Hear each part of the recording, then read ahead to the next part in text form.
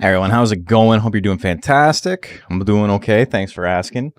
No, you didn't ask. Loser time. It is loser time. Today we got some stuff to talk about. Where's my... Why won't you... Oh, it's because of this. So that's how I have it set up. So, if you guys are new to the channel... You're not new to the channel. One sec. Intro's good no matter how many times I've seen it. Well, thank you. Appreciate that. So today we got a little bit of stuff to talk about. I think today's going to be kind of a fun day. I don't have a game planned to play, right? You're new to the channel? Okay. Welcome. I've never seen you before. Today we're talking about this tournament right here. Monster Rancher 2DX Loser Stays On as part of our Monday Monster Madness ongoing tournament series. Yesterday we crowned Pyro the first champ of Monday Monster Madness. These are all going to get crossed out and have a champion name put in there as we get to it. But one down, not bad. Yesterday was a lot of fun. Hope you guys enjoyed it. So today we are talking about the Loser Stays On tournament, which I think is going to be a lot of fun. The way it's going to work is that if you lose, you win. And if you win, you lose. And if you lose, you win. Or something like that.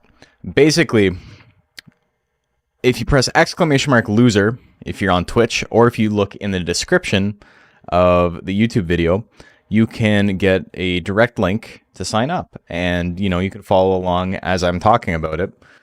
But I guess we can get right into it, eh? I don't have to do too much about this because, like, I don't need to spend a million hours working on this because you guys can just always look at this if you want. Where's my webcam over there? Let's go over here. We're hanging out on the top. So, Loser Stays On, Monster Rancher 2 tournament.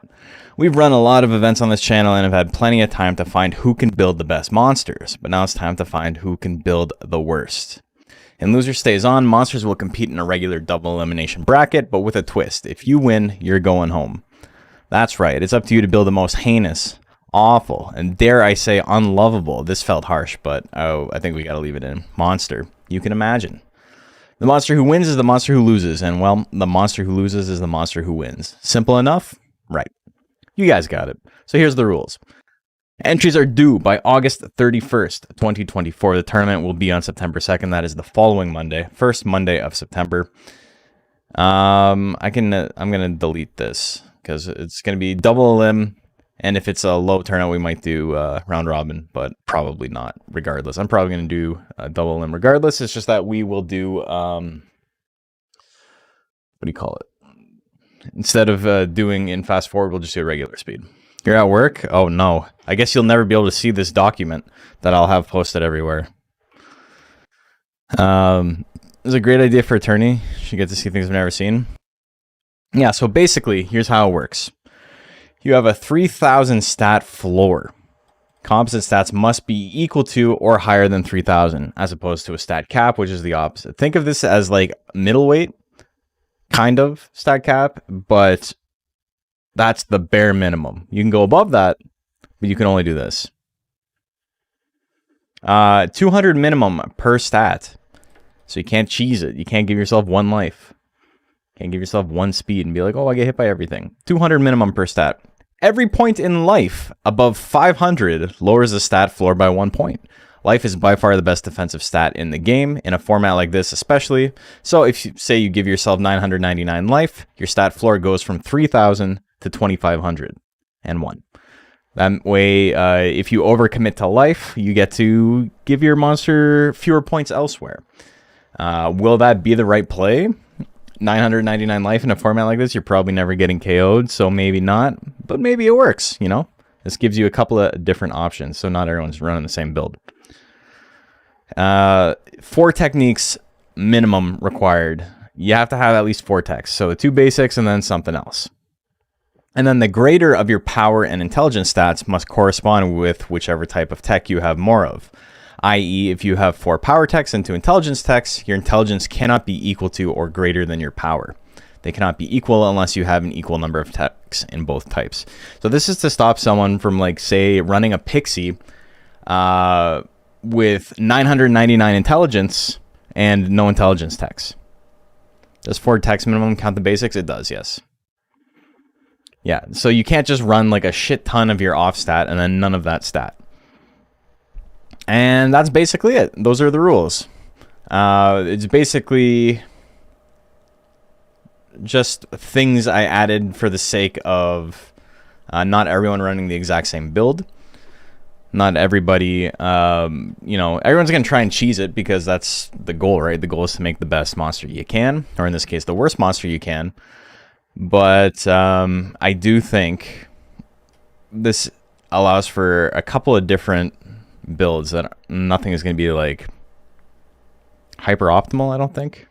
It could be. We still might find something that I didn't think of, but it's a lot easier than just like when people in my chat first heard about this, they're like, oh, wow, so I'm just going to build 999 defense in 1 life and 999 power and only have intelligence techs. Oh, and it's like, okay, brother, but like have a little bit of faith that, you know, I've run more tournaments than you've entered. Like I've done this once or twice before.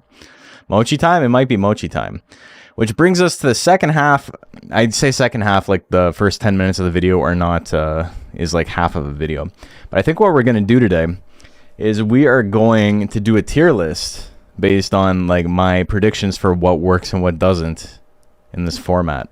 There's a lot of fun stuff you can take a look at. And I don't know if maybe this ruins it. If me giving my opinions will like color people in one way or the other, but I think it'd be pretty funny to do like a reverse tier list and not just like the regular tier list flipped on its head, but like with these restrictions in place, what's like the worst shit you can make? Because I got a couple of ideas and I don't mind sharing them, but it would be fun to see a different variety and see what other people come up with. I'm not too worried about beating everyone's ass in this, even though I think there's a chance. It may happen. Nash hired me as a bouncer for the document, and he said not to let you guys in. It's true. Self-damaging moves sound really good. I think that's part of it. I think self-damaging moves are going to be pretty solid. I think you could waste a lot of points in life and get something like a Deathbringer, and, you know, you can make that work. You can have just Deathbringer in the basics and then grab like 3 intelligence techs and like put more points into... Or no, like grab a couple of intelligence techs and still put more points into power. There's a lot of stuff you could do. I think a lot of people are probably going to be running minimum power and intelligence, or like 201 power and 200 in intelligence. There's a lot of different options. Ultrarl could be a pretty good idea because you could run stuff like Mystic Pot, or is Mystic Pot's the one that does nothing, right? Just steals guts. Does no damage. Stuff like Pixie's Kiss, low damaging moves are going to be really good. But the problem is if you wither too much, you might win anyway. So it's spooky. There's a lot of different things that might come into play. I think slow guts rates are not inherently as good as people might think they are. People take a look at it and it's like, oh, I don't want to be able to attack too many times. So a slow guts rate is the guts rate for me, but you're going to have higher chance to hit and dodge, which could lead to you winning. I don't think it's going to be simple. I think there's going to be a lot of different options. So let's pull up tier list maker.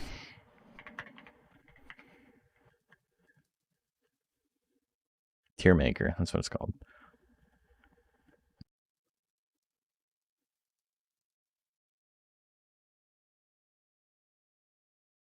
Where's the DX 1.1?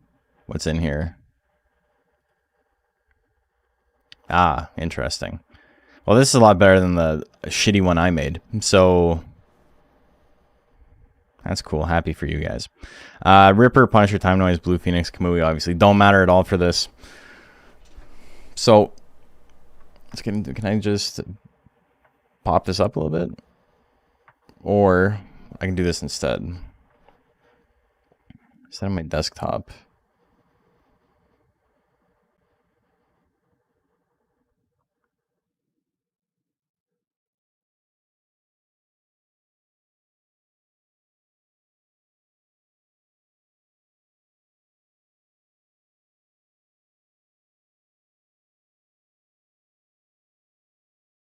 And then I can just blow this up. There we go. Yeah, something like that.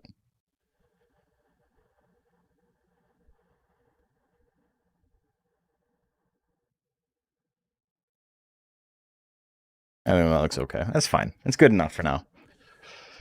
Have build your most favorite subs like Golem and Dragon. I think that will definitely work out. Okay, but let's make some tiers here. Born to Lose. And then, I don't know. We have... I definitely don't need this many tiers. What is this?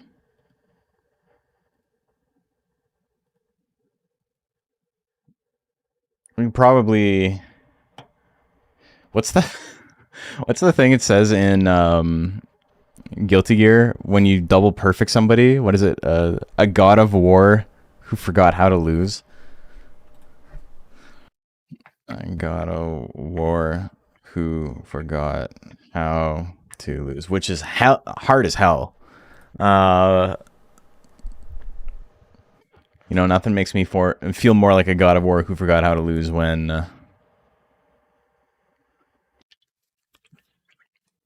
I get the double perfect. I see those 7 pretty letters, you know. Hopper's time to shine. Taco Bellamy was so bad, it might just make him again. Kratos when he locks in. Okay, I have an idea here. I think I can make this work, yes. I don't need to display capture this, so I can have a desktop. That's the wrong desktop. You guys can see yourself, that's okay. And we can just like hop back and forth between these two. So let's look at a monster. And we'll go from there. So let's start with Ape. What's Ape's worst build? So you're guessing on a lot of stuff, right? You're trying to figure out what your opponents are going to build. Is it high damage? Is it like, what would you do? Would you do like banana and like sneeze? Or even, it might be hard to skip for big banana. What's the requirements? 450 and 600. So you have to priority skip real early. Does any ape even start with less than 250 combined intelligence and skill? Is there an ape with real? Yeah, king ape. Real would be really good, yeah. Tasty banana, big banana. You got options here. I think healing techs are probably really good. The thing that is very funny is that the scaling on them is not particularly good. Like, they heal about 80% of what they would heal regardless, and then, you know, your intelligence covers the last little bit of it. So, you know, going big intelligence to waste points and then have tasty banana is probably not a terrible option. Missing on expensive healing tech is really good. Yeah, but even landing it, like, it's probably not a bad idea to just go all in on intelligence if you're going to do something like that. The problem is that you don't want to actually land an attack, right? Stuff like big banana, even though, you know, the numbers aren't great for the animation time, it does have like plus 18 hit. I thought it was like plus 21 when we were talking about that yesterday, but honestly, pretty solid numbers. I don't know. Ape seems pretty okay. I think Tasty Banana is good. I think you would have to go more intelligence than power. So I think you'd probably cover up the power attacks because you don't want to be landing attacks, right? So maybe you go with the Withering, and then Real might come in handy. Swing Throw even might be a play. I don't know, going for a big nuke that costs that much. Having just a lot of like really expensive stuff might work out for you. Let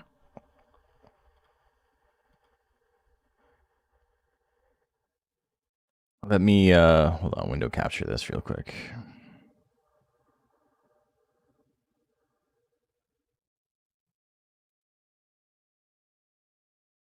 That's the wrong page. There, okay. So if I take this down,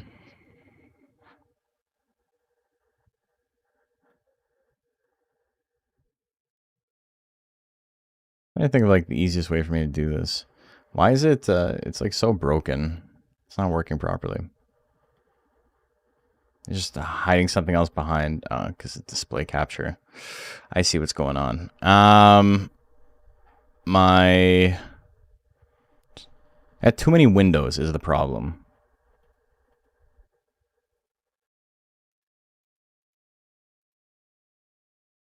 Here, I need another window capture. I'm trying to think of the easiest way to do this. I got so many fucking things open.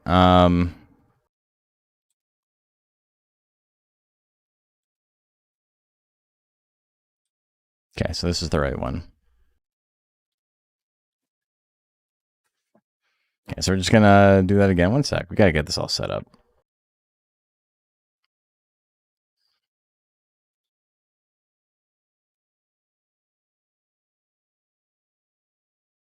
Why did I go missing?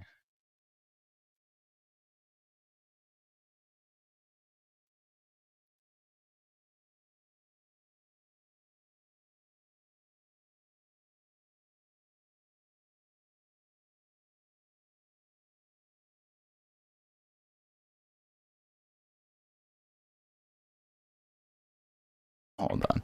Having two windows that are the exact same is being a huge pain in my butt. Yeah, let's go back to this for now. Okay. These are the exact same.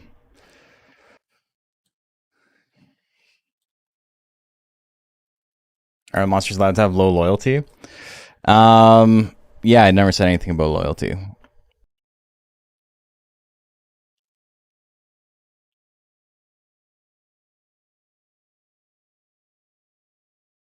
Okay, let me... God damn, why is it being so weird? It's just like simply not working for me. Okay, so it's working now.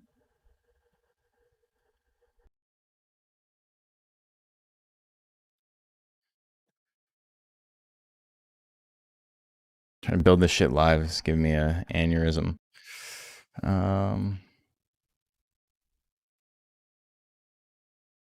Guess even just this is fine.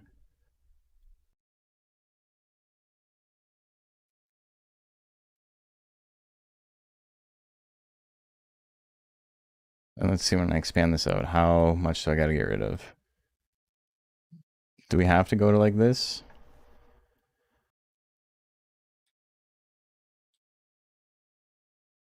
It's not bad. Something like that. And then I can swap to this guy whenever I want. Okay. All right, I got it all figured out. I head back to work and check out the tier list later. Okay, so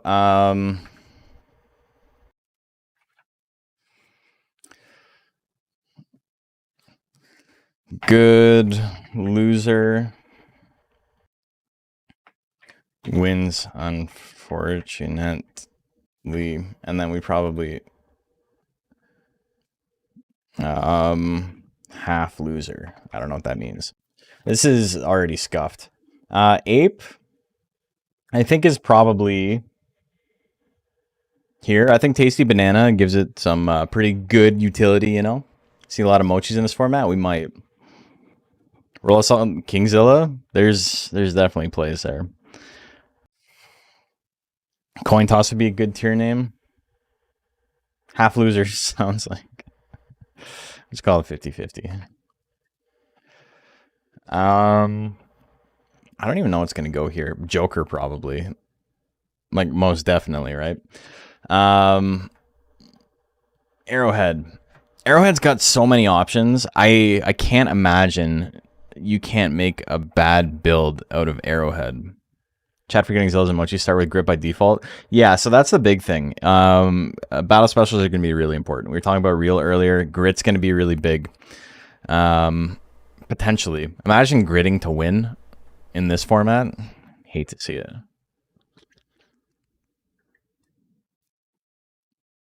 It's also funny because you can technically run just a 200 life monster, but you got to put those other points somewhere. So maybe they go into offenses. Maybe you go 999 defense with 200 life. you're probably not getting KO'd in this format if you've got that going on. It's hard to say. You might have to put some points into speed reluctantly. It's interesting. There's only so much you can do, you know? Okay. So basics, he's got punch and claw assault to begin with. Both pretty good basics, but they don't do a lot of damage. If you wanted to go intelligence, you can go energy shot, energy shots, and then meteor if you want to have like low skill. These have a pretty good chance to hit. They're not great. Fantastic way to kill all your guts. But if you want to stay power, you could also get like javelin. I think if you were to get javelin and then energy shot and energy shots as well, that's still pretty good. 200 intelligence is like nothing that's going to do like 0 damage. I don't know. Acrobatics might be okay. I'm afraid of anything that has high hit in this format though. You're looking for shit that will not connect. Oh, you might want Sting Slash. 30 guts for no damage. Pretty nice. Pretty nice to spend 30 guts on. It's plus 10, but 18 fours. You can also go Cyclone if you want to get like a Prior Rocks. I think there's some options here, right? I don't think it's awful. Like you can't not make it bad. I think it's got some potential. But how much potential is hard to say. Arrowhead, I think what I would probably put here. I think that's... We'll take a look at everything afterwards and then come back to it.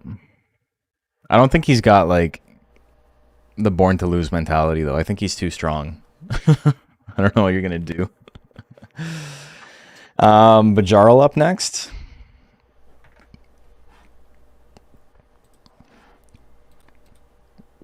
Oh, let's put on some music while we're here. What are we listening to? Listen to Spacefold? Listen to the song I'm always listening to? Oh yeah, it's got anime girls and everything. I totally forgot about that. Yeah, we already listened to it. Let's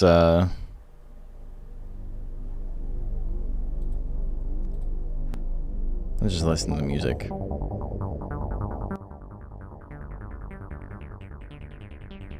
So tier list 4, it's for the new tournament. If you look at the pinned message, Arrowhead has a pretty slow guts rate, so that's something. Yeah, definitely. Forbidden Memories OST, there's like one good song on that entire soundtrack. Bajarl. It's so funny looking at this list. Like, this shit's insane. Intelligence Bajarl might have some potential with Miracle Pot and Mystic Pot. Drain Tech, obviously not great if you actually land it. But, you only gotta grab 3 intelligence techs. Is there a Bajarl that starts without Magic Pot? If it starts with, like, Mystic Pot, that might be the play. Magic Pot, you don't want to steal health, even though it's, you know, expensive for no reason.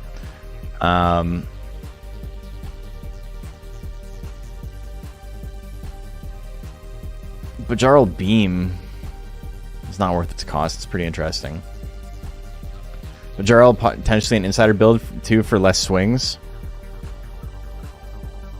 Yeah, maybe you could go in and just like go super big with like the expensive shit.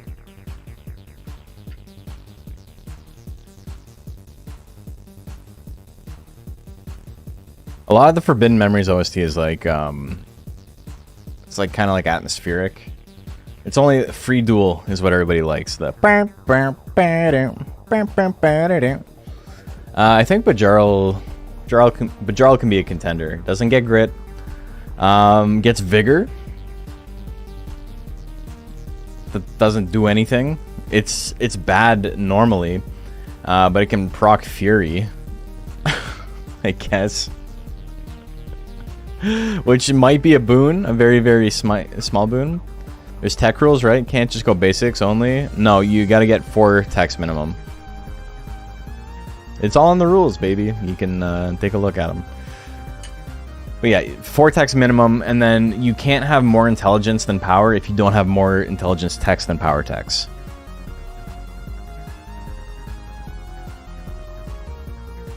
Tournament themes are pretty good too, yeah, you're right. I guess there's more than one good song. I stand corrected. I think Bajarl is our first good contender here. Baku? Baku up next? Baku's interesting.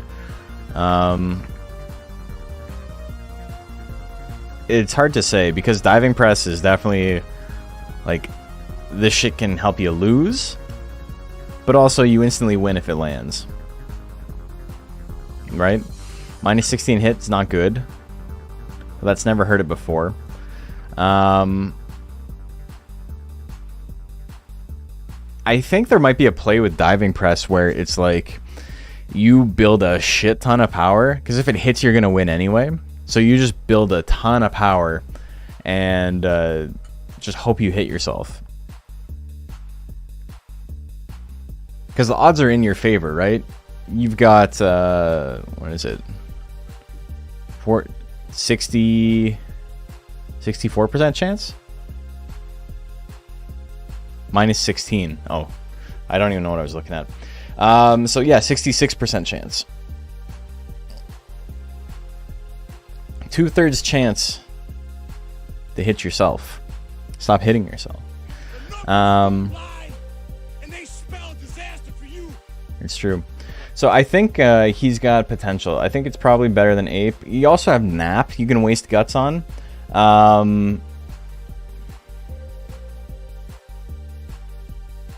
Foul Wind is pretty useless and also very expensive. You can get Nap and Foul Wind without spending like any points in intelligence really, and just go all in on power. Or you can get Nap and that and also have like 800 power, 800 intelligence as well, eh? If you just went like big on power, you can go big on intelligence too, because one is limited by the other. That could be a really good build. I could see Baku being up here, probably better than Bajarl. I think you can make a worse Baku build by like a pretty substantial margin. Now, seeing this, I think he moves down. I don't think he's got the same potential here. I think Pixies might be top tier if you go for Kiss and just keep the slot 1 techs. Sure, what's your 4th tech?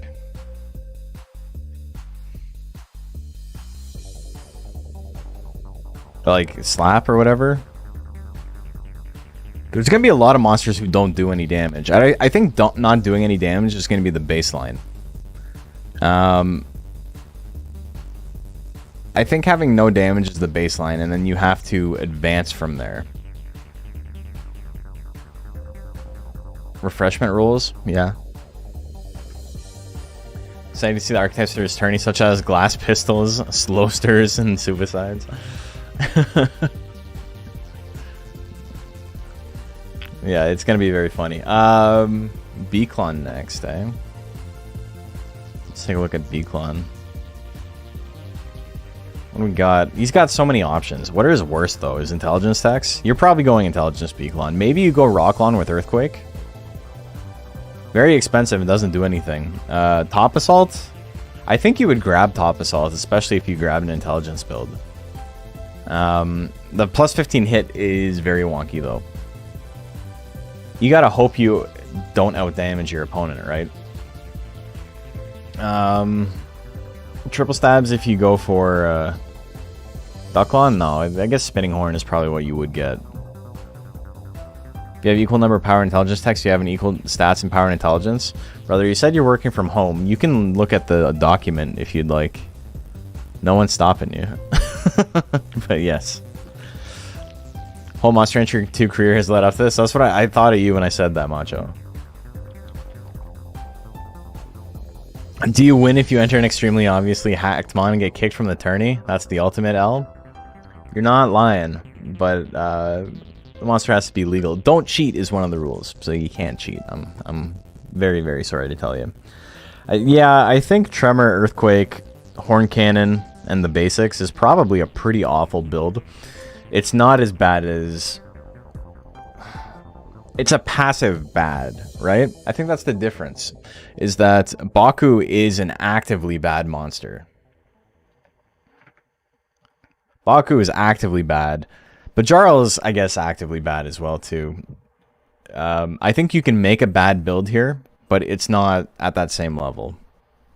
Ape with Tasty Banana is close, but I think the problem is its other techs are too good that it's accidentally carried.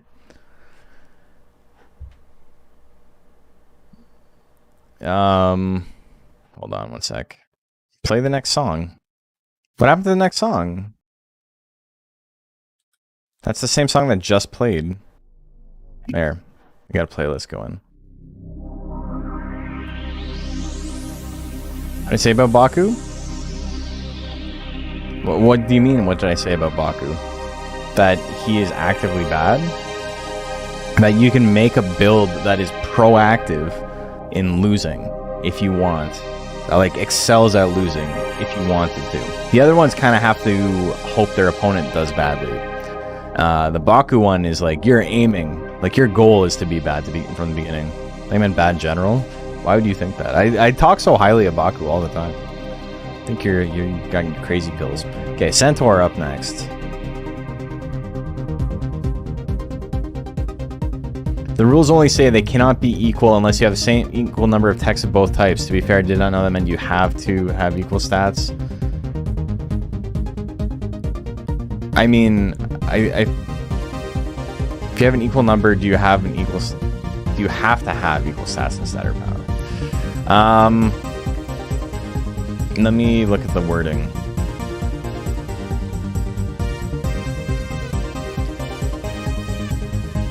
So JP, I don't want to deride the Florida education system any more than I already have.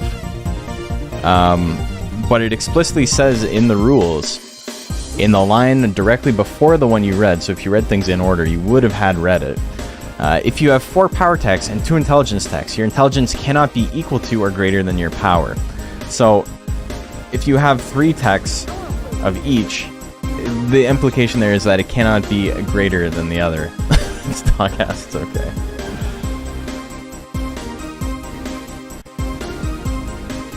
I don't know. I guess I suppose I could see how you could misunderstand that. But I'll put something in to make it more clear. The JP rules.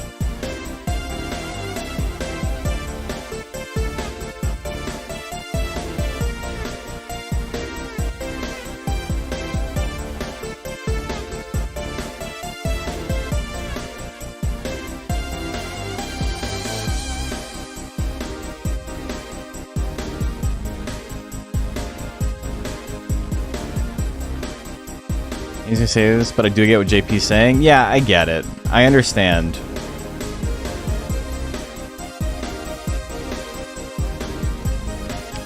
Like, I thought I made it clear, but I don't want people asking me the question, so that's why we have JP as a litmus.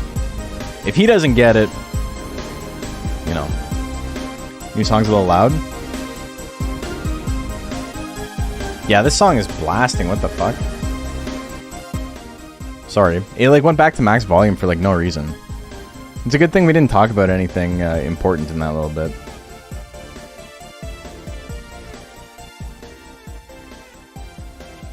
Yeah, thanks for letting me know, Macho. I don't know why it went back to full volume. I had it at like 30%, and then when I clicked on a new YouTube video, it went back to max.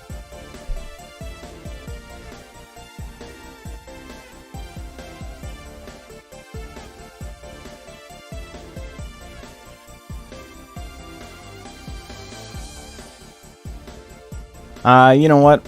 I don't know. What do we think the better rule is? Low loyalty be allowed? Yeah, it will be. You know I'm going to be checking for cheating on loyalty though, right? Like, it's very, very hard to keep loyalty low. Trying to make like an actual monster and keeping loyalty low is like pretty difficult.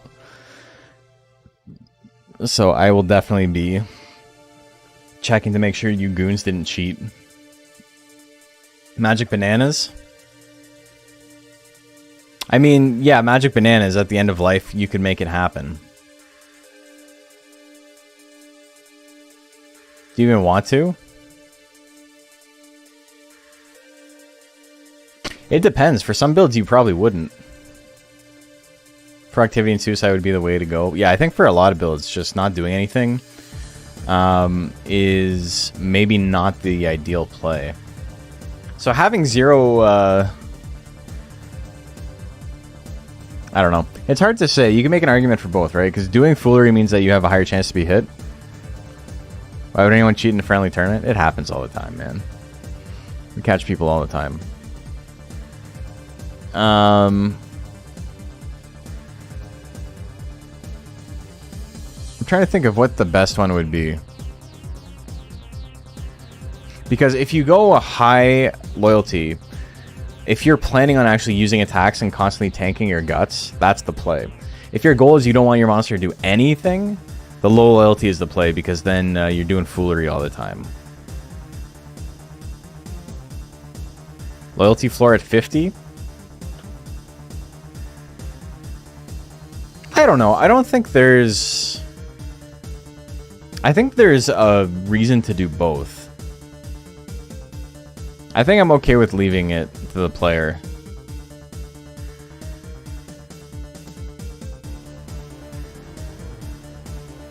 The only problem I could see coming of it is that loyalty becomes the only thing that matters in certain matchups.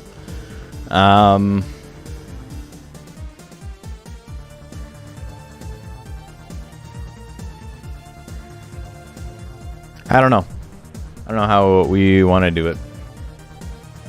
Same thing with like the values being equal. Maybe I'd take out the bit about both types. It must be equal if you have the same number of attacks. I'm gonna take that out. So if you have like 2 power attacks and 2 intelligence attacks, you can go big on intelligence.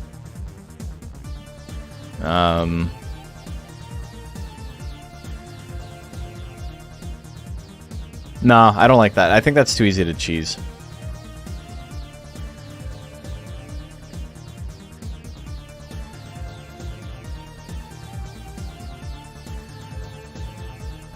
Is there even a Foolery chance? Somewhere it's like 40% at 0.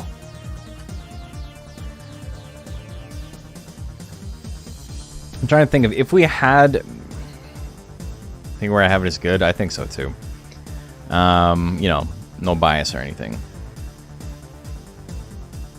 I really don't know what... if it's like worth it to put in the cap there. I could see... sounds easy to abuse offhand. I was thinking of it originally when I was making the rules, and I was like, do I want to be doing Foolery all the time? And the answer is no. But I also just think it might be less interesting if both monsters are constantly doing Foolery. I'm trying to think of what's the most fun, you know? Loyalty floor at 50 might be the play. That's a pretty good idea. Because it's got to be fun, right? Abusable is not a big deal. It's just that if you don't want to watch the thing, then it's not very cool.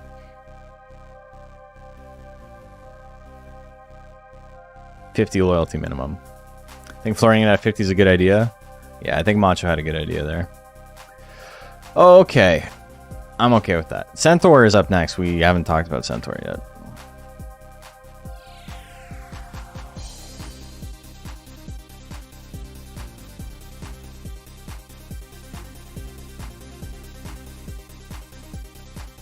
Switch players in shambles.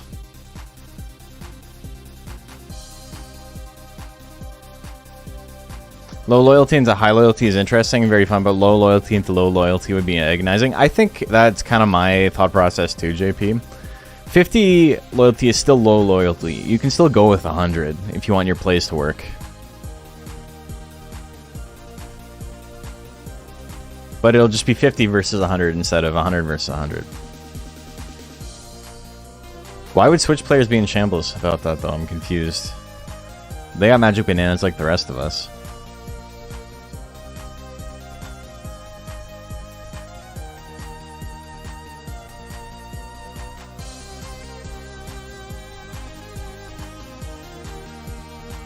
I must be missing something, because I don't really know what would be the issue there.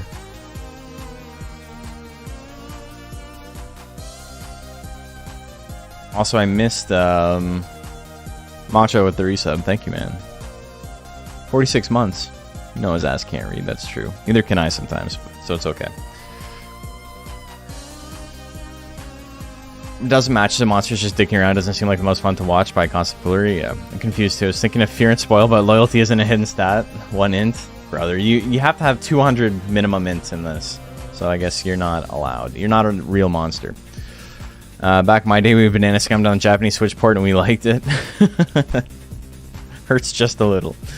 Okay, so Intelligent Centaur is like a bad build, right? But it's not like... It's like a bad build compared to other potential, like, good builds. But is it bad compared to, like, people trying to lose on purpose? I don't think so. I don't think you can make a Centaur build that's, like, horrendously bad. I think it's probably... I don't know. Zed Smash, baby. I gotta talk to Fenric about that. Face when you accidentally stop yourself from winning by withering. That's what I'm saying, is like at the absolute worst, you're still withering. Right? It's kind of difficult. Zed Smash, good waste of guts if you have like 200 power.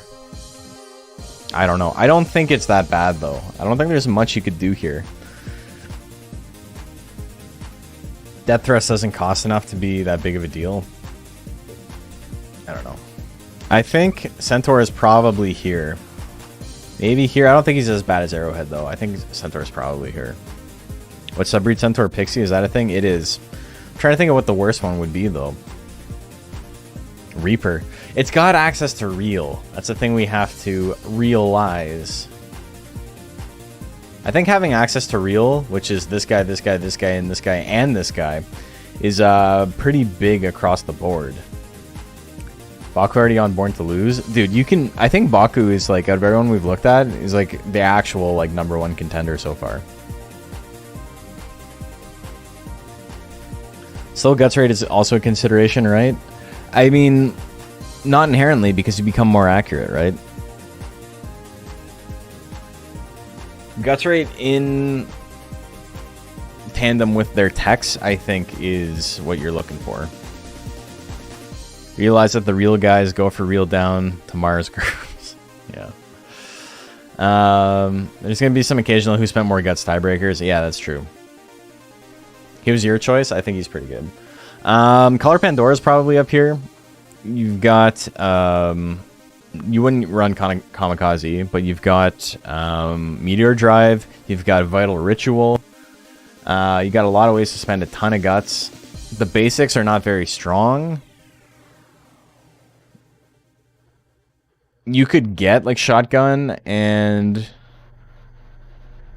stuff, or you can go for like Cracker and Mega Cracker and put like a bunch of points into power.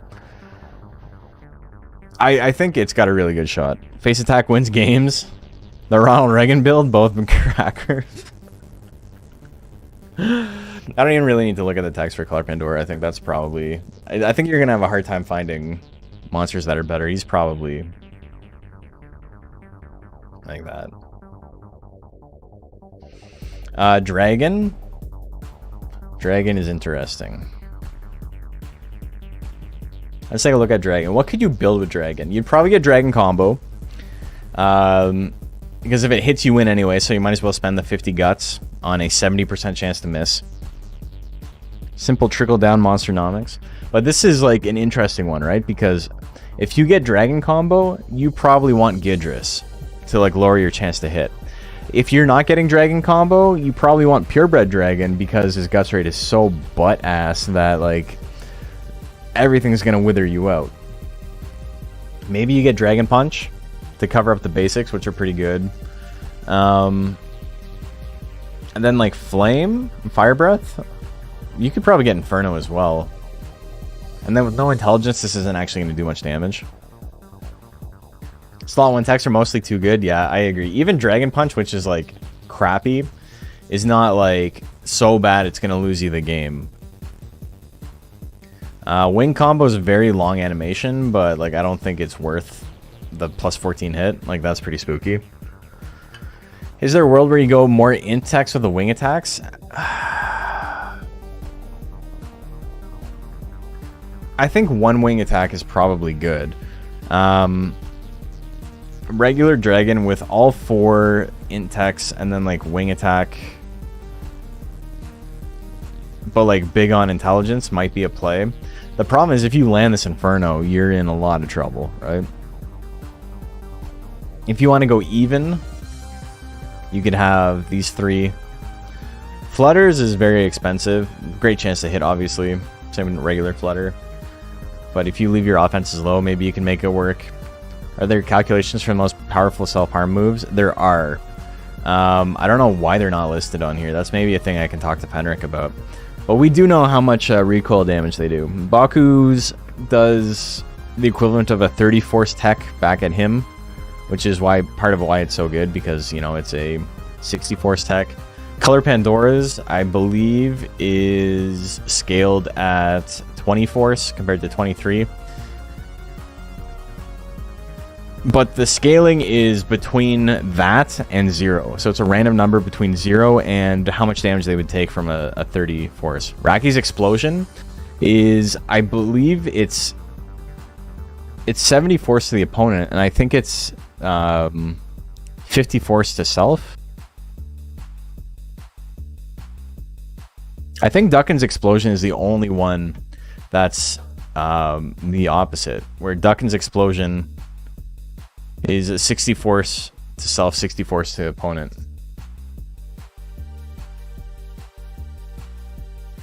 I don't know why I said opposite. It does the same. The thing is, Explosion does it whether it hits or misses, right? Raki's Explosion is a little bit different. Zoom? No. We'll get to Zoom, I guess. I guess we can talk about Zoom now. We don't have to do everything in order. I think Dragon is going to be pretty solid. Like, I think it's going to be hard to make him really bad. I think you've got potential with, like, the really bad guts rate and stuff like flying combo and dragon combo, or maybe the intelligence attacks. Giant Missile and Explosion would go crazy. I think on Duckin's probably one of the best monsters. We'll get to that in a sec. But I got to place Dragon first. Dragon is probably here. 50-50. I don't think it's in good loser yet. Duckin, I think, is definitely going to be up here. We'll talk about Duckin, then we'll talk about Zoom right after this. Yeah, like Macho said, big missile and missile. And then not actually getting any intelligence is very funny. And then Explosion, you've got options. You can go big on power. Originally, one of my thoughts was like 999 power, 999 life with Duckin and Explosion, and just fucking obliterate yourself. And then, you know, what are you gonna do? You lose. The problem is, if you hit the Flutter Slap, all of a sudden that's a really big deal. So there's potential risk, but I think all of the best builds in this are going to be pretty risky. I also like how, like, the icon for Explosion is, like, impossible to parse what it is at first glance. Like, it's supposed to be, like, a big, like, you know, like, nuclear bomb going off, but it doesn't look like anything. It looks like a small mushroom growing out of the ground or something. Hey, Fenric. Fenric, while you're here, quick thing. 2 notes. Centaur, this is Zed Smash. I said Zed because I'm Canadian, but it's Z Smash, not Z Slash. Just as a heads up.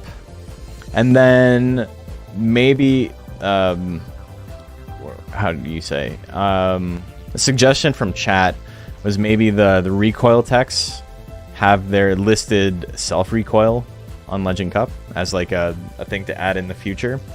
So like the 60 force on this tech, it doesn't necessarily mean he does 60 force to himself if it misses or hits, right? This is a bad example because I'm pretty sure that is exactly what it is for Duckin. But like Color Pandora or Baku, because Baku's diving press is the equivalent of 30 force in self recoil. Maybe just list in the special effect, like what the force, whatever, or something like that. I don't know if you think that sounds like a good idea, but I do know the only reason I know these things is because I have them written down somewhere, and I am not very good at like asking other people to do work. So it's like I'm like the worst person for like asking for upgrades for Legend Cup or whatever, because I'm just like, someone's put in the work, that's fine. I can do the rest on my own. It looks like an egg, which is fitting for Duckin. I thought it was an egg for a little while too. Fenric joining the stream to chill gets work instead. Yeah, chop chop. Anyway, Duckin I think is gonna be risky, but I think that's the play, right? Other people asking and complain about it. No, I totally get that. I'm just saying that, like, for me personally, I'm really bad at asking because I know how much work it is, and it's just like, it's fine. We can we can deal. Clark Pandora's Kamikaze has to be below 24. So it's like 18 or 20 or something like that.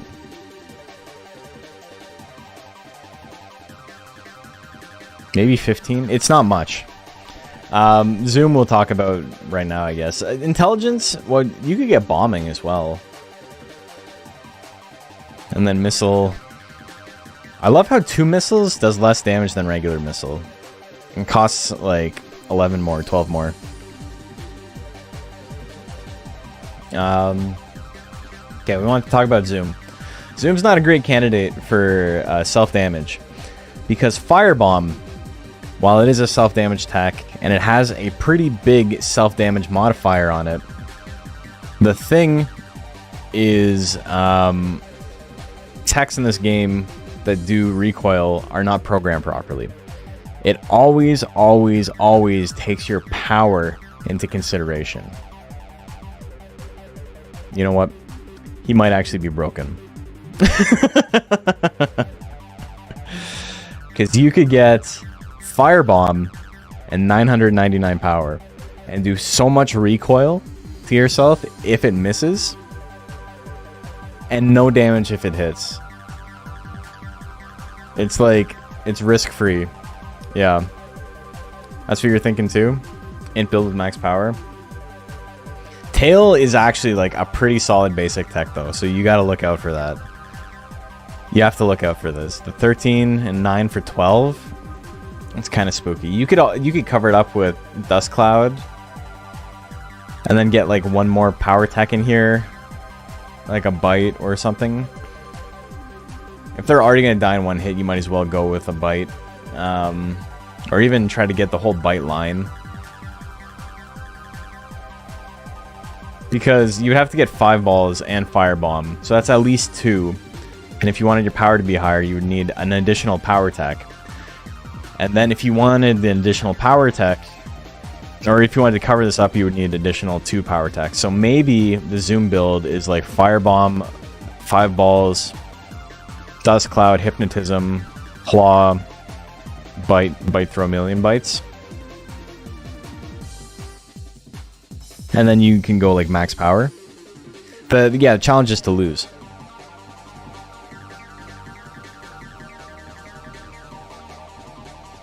So Zoom, I think, might be top contender. That's pretty interesting.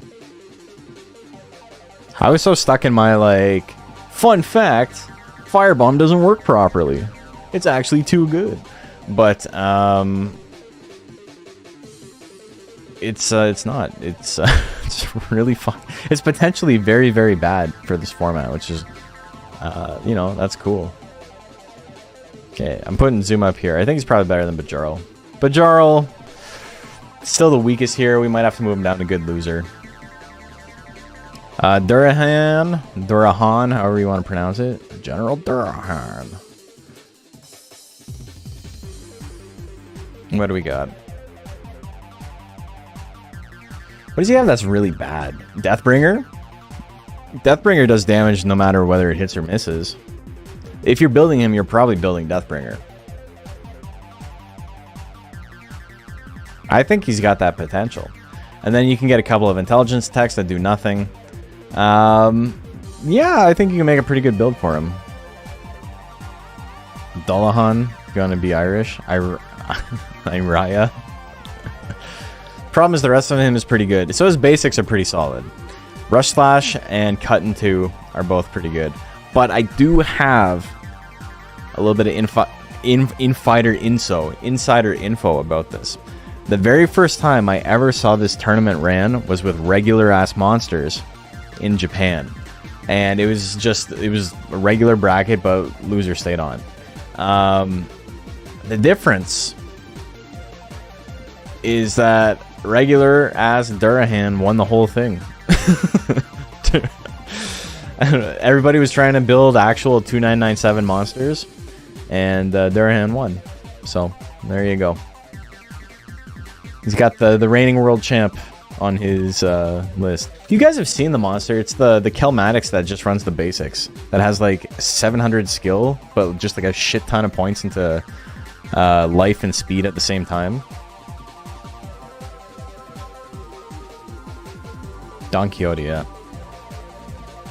Yeah, I lost the whole tournament. And it's not a bad monster either. That's the crazy thing.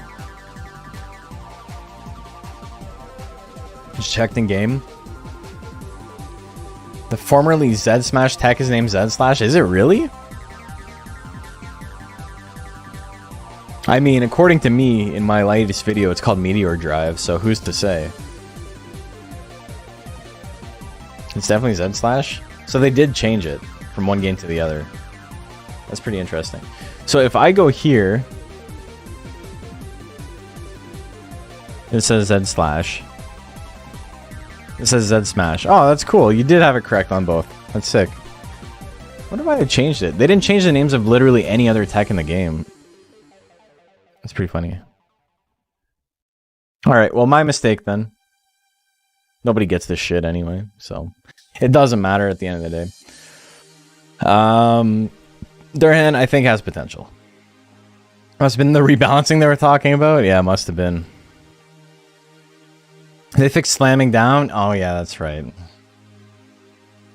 You know what? You're going here.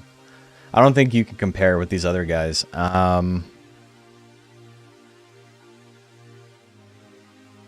don't know. Zoom. I think Zoom has potential to be the worst because of the firebomb.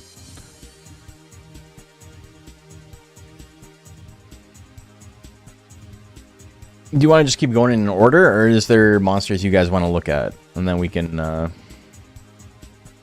just do that? Because we can go Gaboo next. If you guys have interesting ideas about anything, let me know. Pixie, we can do Pixie. So Pixie, let's take a look. Obviously, slot 1 is going to be pretty bad no matter what you do. Kiss and Refreshment are definitely options. Death Final, if you want to get the Pixie with Real and get Death Final. All Gas Hair. All Gas Hair has won tournaments, so, you know, be wary. Golem, I'm assuming, has some of the same caveats Dragon has. I think Golem might be one of the hardest monsters to lose with. Golem's worst techs are kind of cool still, so it's like, I don't know what you're gonna do. Like, you're gonna get Giant Clap? Oh, no. Still fucking kill everything with it. Yeah, so I guess if you get Lilim and Death Final, you could probably do some pretty big work with Pixie. Only probably have to go the basics and Tech Chain. I think that's probably a play, yeah. So Pixie, probably something like this. And then go really big on power. Or if you get one more intelligence tech, you can go really big on intelligence. If you don't get this, and you get like Fire Breath instead and go with a Dana and just max out your intelligence and hope for kisses, that could be a play.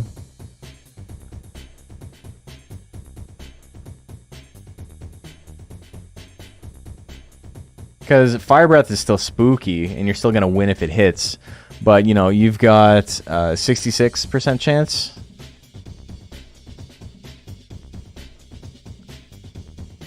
to miss it. And then additionally, you have or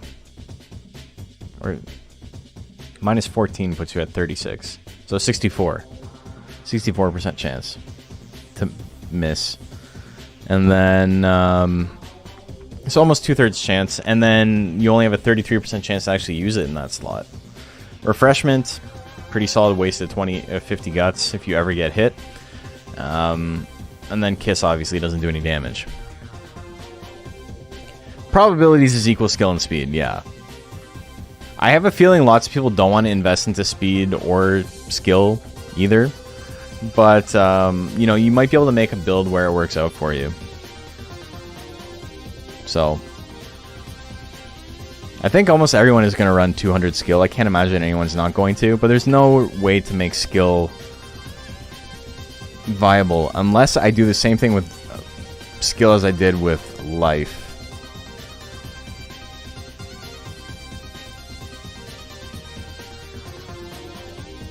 Does that make sense? If I was to do something with skill the same way I would do with life, there's no way to drop skill, is there? No, there's not.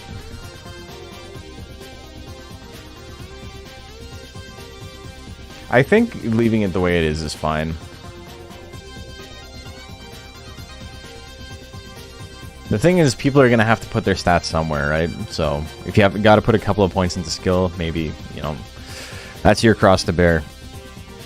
Yeah, 200 stat floor anyway. Pixie, I think, is probably not in Born to Lose, but I think it's probably up here. Golem we were just talking about. Yeah, I think Heavy Punch, Heavy Kick are probably the plays.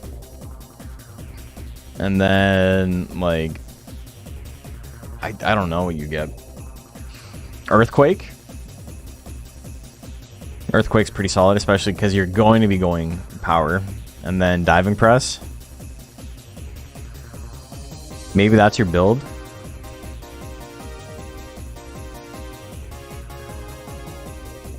Spawns that have plus 200 skill, don't use that spawn. There's so few of those. Definitely want no skill, so you're whiffing your inaccurate stuff. I mean, yes, that is the layer 1 is just have low skill. But there's potential to like waste points there. I love how Mark is just a happy little guy on his icon. I know. He doesn't know how bad he is. No one told him. He's just vibing. I think this is probably a pretty solid build. You could go for like a giant clap, because if you don't want to go big on Diving Press, if you don't want to risk it, giant clap is probably the play with Earthquake, because this takes a really long time on hit and like doesn't actually do any damage. Explosion Dragon Raki is going to pop off in this. We'll see. You probably wouldn't want Dragon Raki because you don't want to have a higher chance to hit. It's hard to say. Zilla may be good. Yeah, we're talking about Zilla next. Okay, so Golem I think is probably here. Honestly, probably here.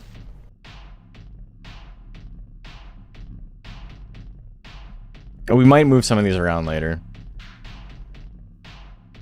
Can't remember, do all monsters have recoil tech? No. Special spawn that starts with almost no skill and explosion. Damn, it's crazy how you have to raise the skill to 200 anyway. Starts with 20 skill, would have been god if not for the stat floor, yeah. Yeah, there's rules in place to stop hoodlums from you from ruining my tournament. Golem Basics just makes him so risky. Yeah, like it's tough. I think it's really good. No matter what you do.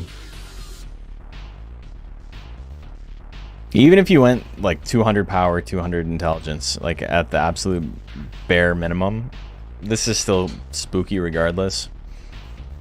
This is still spooky regardless. I don't know. It's going to be tough. Zilla, we're talking about next. Zilla, you know, Earthquake with no skill is great. 71% chance to miss. And then you can go Body Press and Wave Riding, which are recoil techs, but they don't do as much recoil. And if you are going to recoil attack, you probably do want to have a little bit of power, so you hurt yourself. Also worth noting that, like, monsters that want to do recoil attacks can't really proc into defense, whereas a lot of the other monsters can go, like, huge into defense, and then, like, low life, which is probably going to make them harder to kill, or easier to kill rather than the opposite. Like, a monster with 200 life and 999 defense is not nearly as tanky as a monster with 999 life and 200 defense. It's a fascinating concept for a tournament. You need to have so much more knowledge to lose. I know. It's really goofy. I like it, though. I think it's pretty fun. I think Zilla is probably a decent contender. I think he's probably in that first tier, though maybe not. No, he's probably above Color Pandora. Anyone with a recoil attack has a pretty good shot, I think. How fast do you think this tourney is going to go? I think it's going to be very, very slow. Can you just enter DXBLmon? Always lose anyway. This man won the first tournament I ever hosted after DX came out. The biggest tournament of all time in Monster Rancher that wasn't run by Koei Tecmo. It's like, I lose all the time. Gaboo next, I guess. Just go in order.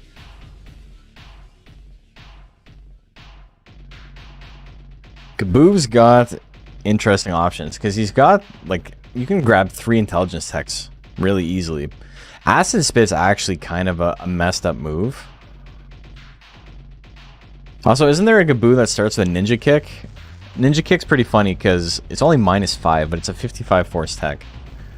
But you could go all in on intelligence on him. Yeah, it's a reverse tournament. Whoever loses is the winner. You can check the rules if you look in the description. I think Gaboo's got some potential. I don't think he's as much of a shoo-in as some others. I think he's probably here.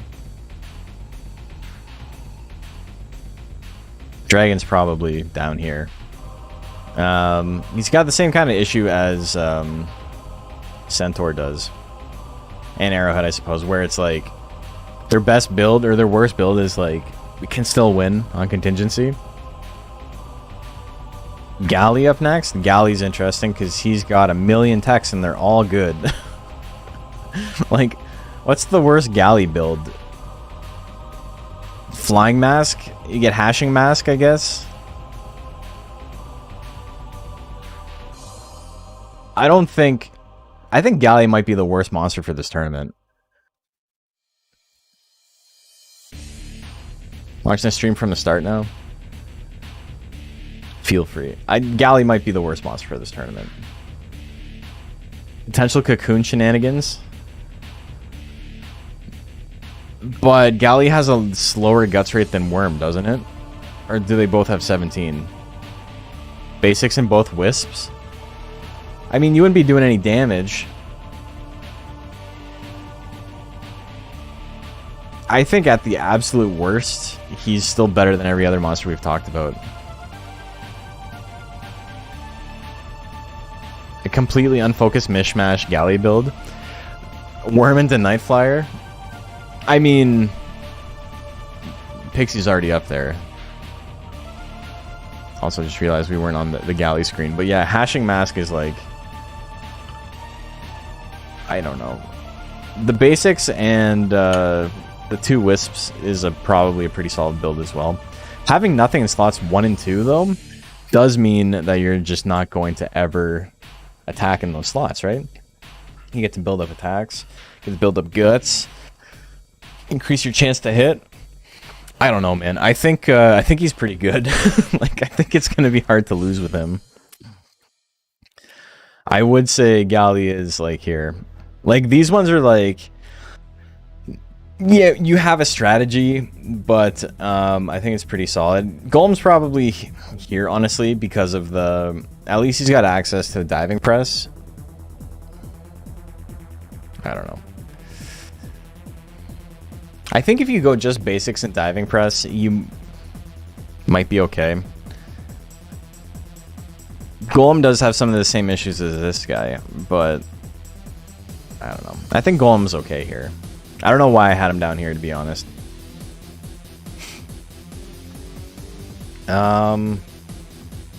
It's just like this is a brand new format, right? So the rationale and like coming to conclusions is going to take a little while.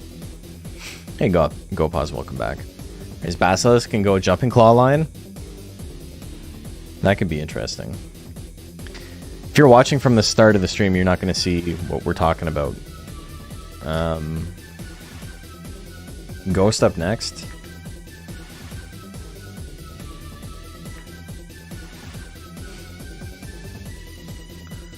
What do we do with Ghost? What are we gonna do with you? You got, this is so funny. If you wanted to go really big on power, you could basically ensure that you don't do any damage. But these are both really accurate attacks. This shit's plus 29. Astonishment and Surprise are both pretty interesting. Charge pushes you into slot 2. So if you hit a charge, you have a really good chance to just waste a ton of guts for no reason. I think that's pretty good. I think that's a really good way to lose, if I'm being honest. So I think Ghost is probably up here. Ghost is... I would... Probably not Pixie, because you have no contingency. I think Ghost has a shot. Hair? Hair has the int text, right? Oh, my computer crashed. There we go. Have a listen to discussion later. That's not enough time in the day. I feel ya.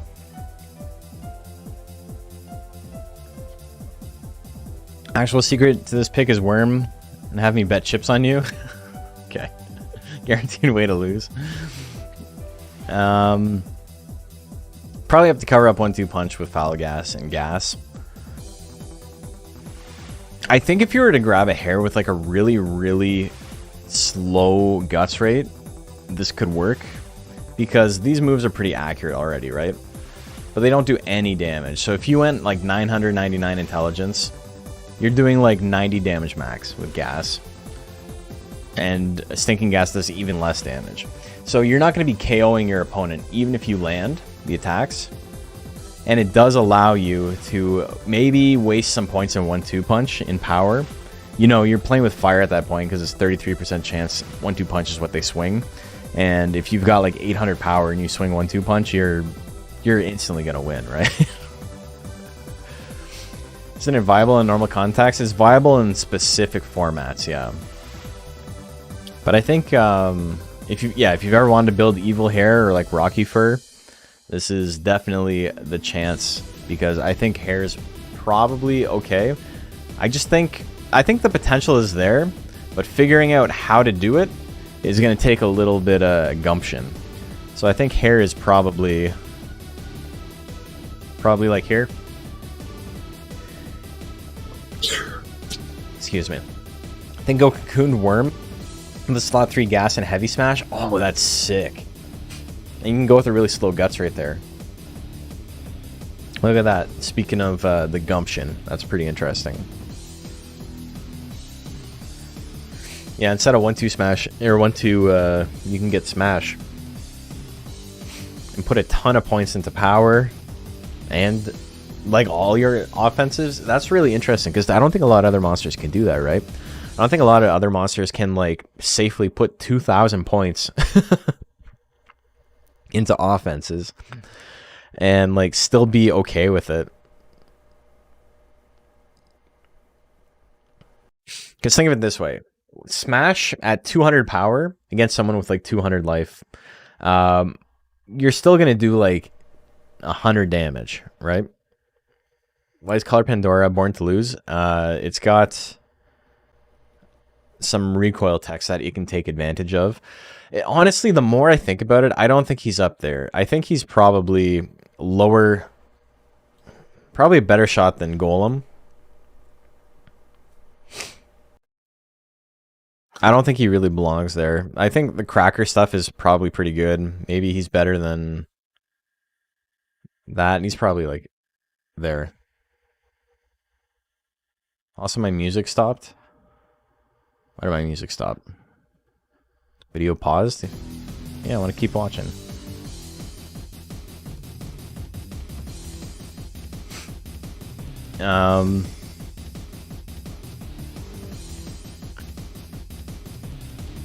Yeah, I don't know. I don't think he's quite at that same level, you know.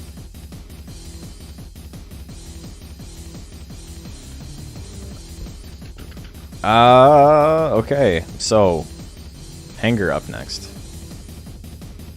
Also, the Born to Lose thing, like if you're just tuning in, we're holding a tournament, which is loser stays on. Cocooning gets you hair without grit too. Didn't even think about that. Yeah, hair stocks going up. Hey, raspberries, thank you for the follow. Excuse me. It's water. I'm drinking a lot of water.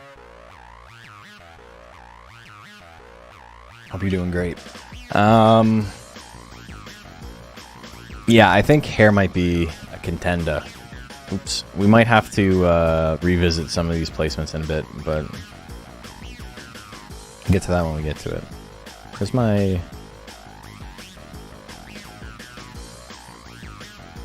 My little thing to move the bar is gone. Whatever, it's fine.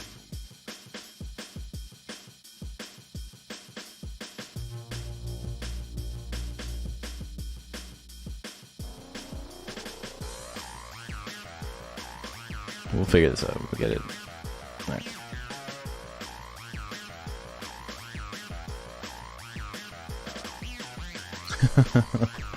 We're back. If only it could get real. If only we could see it take wing. Yeah, you can't get a worm joker, so you can't get real on it. Though, I guess you couldn't anyway, right? There's no hair joker either. So I don't even know what I'm talking about. But yes, this is, we're doing a funny tier list for the Loser Stays On tournament. I'm holding in about a month. And we're just talking about which monsters you could build the worst on purpose.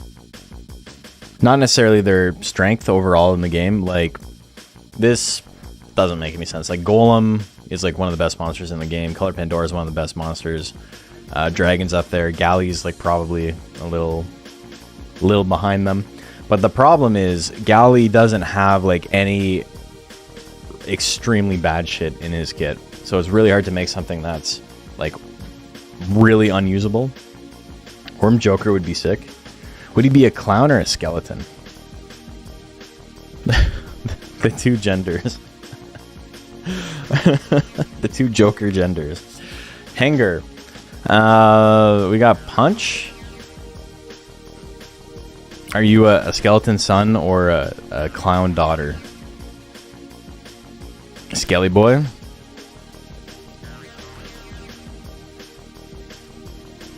God, what would a bad Hanger build be? Hanger, I think, is probably up there too. You get Yo-Yo, 2 Yo-Yos, 2 cutters, a lot of garbage in slot 2. Worm would be adorable with a Jester hat. That'd be pretty sick. Worms don't have skeletons. Damn.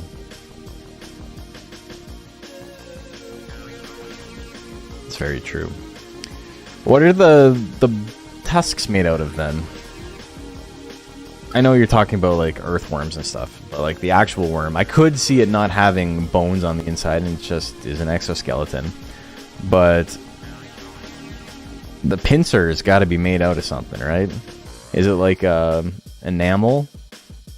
I don't want to get into this. This is grossing me out a little bit. Keratin, I suppose. Like a rhino horn. He's like an isopod. Yeah, that's true. You're right.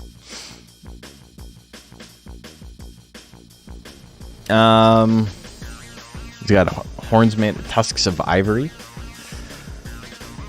Yeah, I don't know what else you do. Laser swords is pretty bad, but it's not like the worst thing in the world.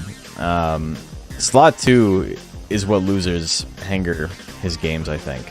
2 cutters is so bad, man.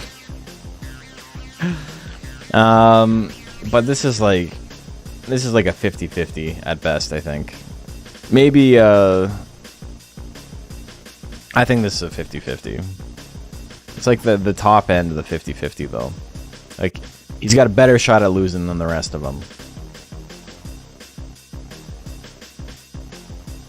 Maybe even here? I don't know. We'll put him there for now. Hopper. Boy Hopper. Bugs have mandible mouths. Very good word to say aloud. I don't even know what word I said. We got not a lot of options on Hopper. You could get the intelligence text.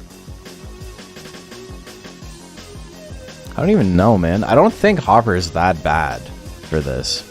I think lots of his stuff is, like, not great. He even sucks at sucking. Like, looking at this, like, nothing jumps out at you, right? Nothing blows out at you as being like, this is the ticket to losing, right? Like, everything seems okay. You got high accuracy. His basics suck. Sucks to suck at sucking, yeah. This is like a perfect 50-50 build, right? Fast guts rating. JP word for stag beetle. Oh, did you say something earlier that I didn't hear?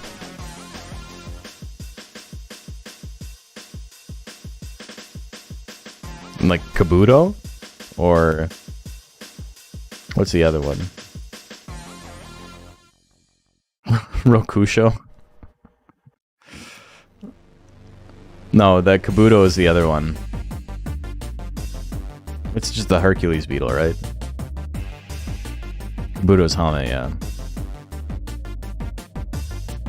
Hair might be really good. Yeah, I think Kuwagata, yeah. There you go.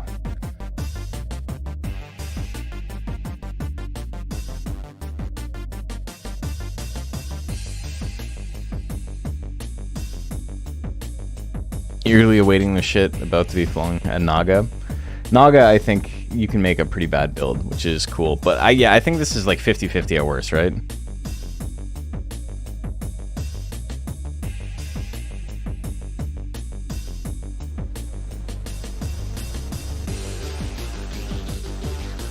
Yeah, what happened? Oh, my desktop was up. I was like, what's happening here? I think Hopper is probably here.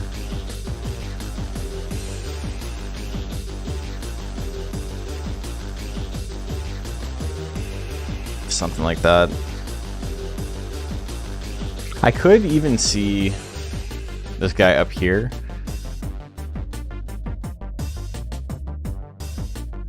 I don't know. The more I think about this, Beaklon's probably here. I don't think Beaklon is that bad, you know? What about Metalner? I guess we can talk about Metalner next. Undine could be bad. Metalner. So Metalner, the basics are really good for this, and then maybe you get Palm Strike and Metalner Ray. Is that the play? Probably. And then you go with Metazorl and God, I don't know.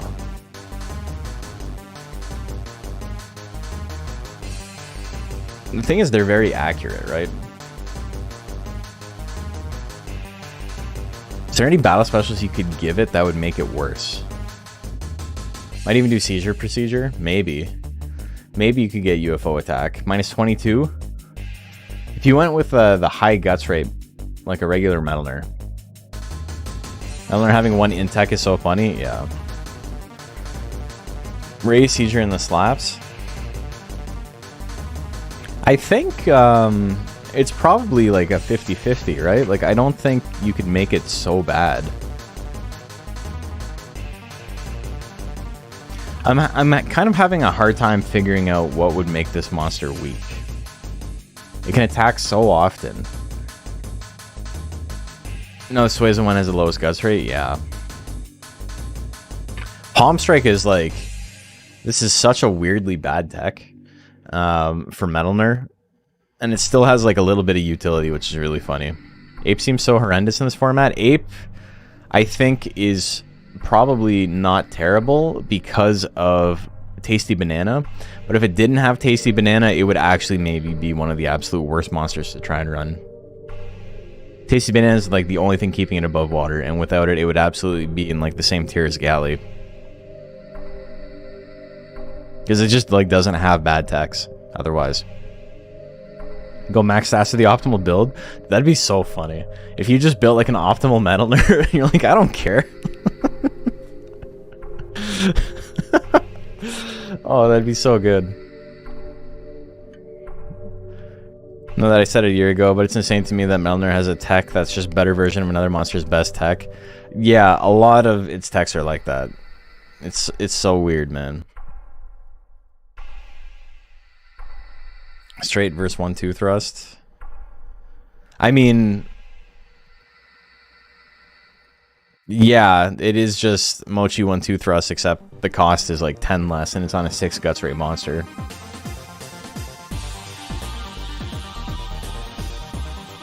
Also, back charge is just like Death Cutter, except with 10 more sharpness and like 1 more cost. Having minimum 15 crit is super bizarre. Yeah, all of his techs except for the basics. But even the basics have a little bit of crit. This is...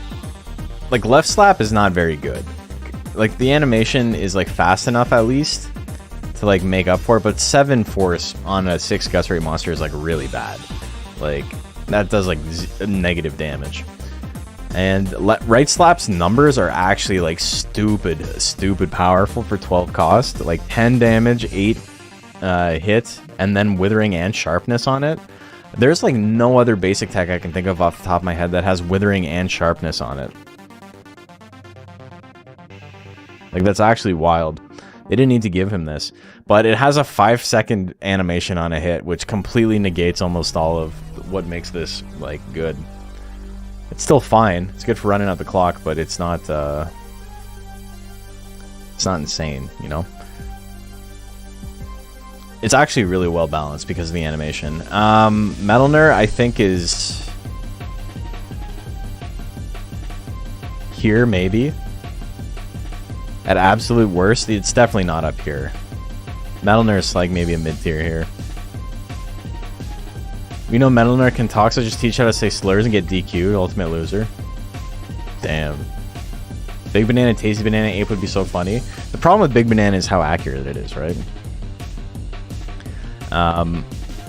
If you only went with the 200 intelligence, you could make that build work.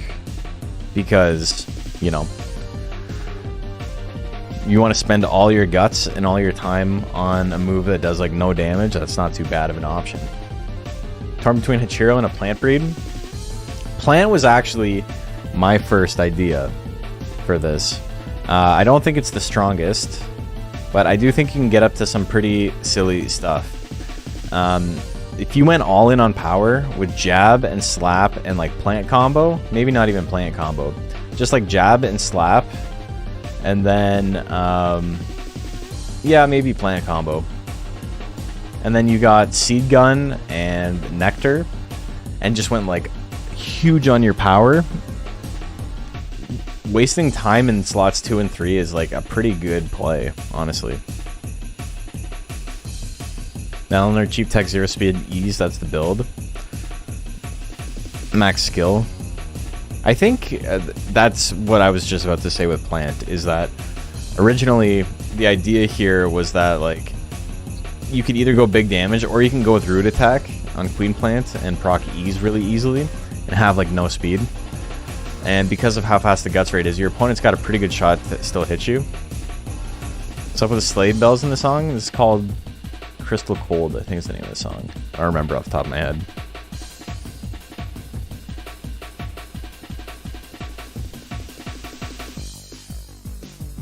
No, this one's called Super K. These songs have dumb names.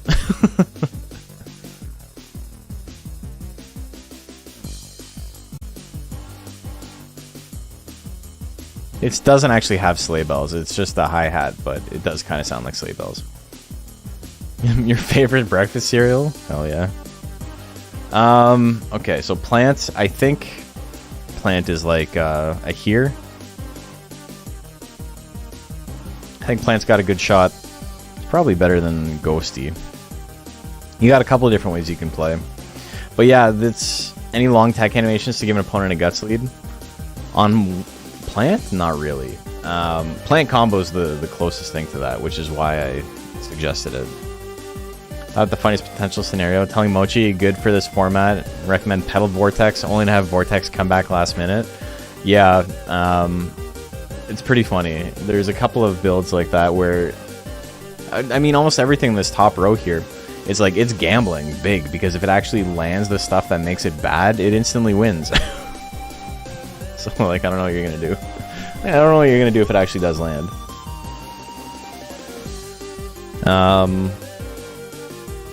Gel up next. Let's go gambling. Aw, dang it. Gel. People talk about Pyramid. Pyramid is a necessary pickup. I think both Pyramid and Blood Suction is probably a good play. Though, if you do go back to full health with Blood Suction, you won't be able to use Pyramid. If he had some like self-damage in Pyramid, that'd be a pretty good back and forth combo.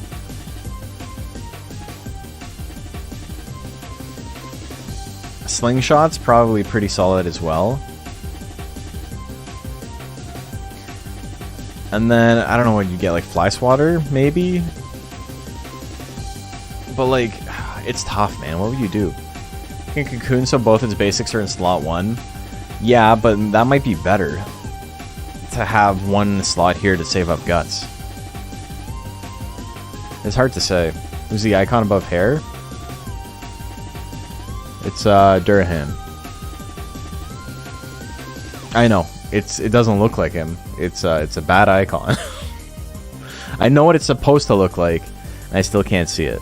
So, if we take a look at Durahan, if you guys have ever wondered what Durahan's supposed to look like, this is supposed to be the grill on the front of his mask. And then this is like the top of his mask.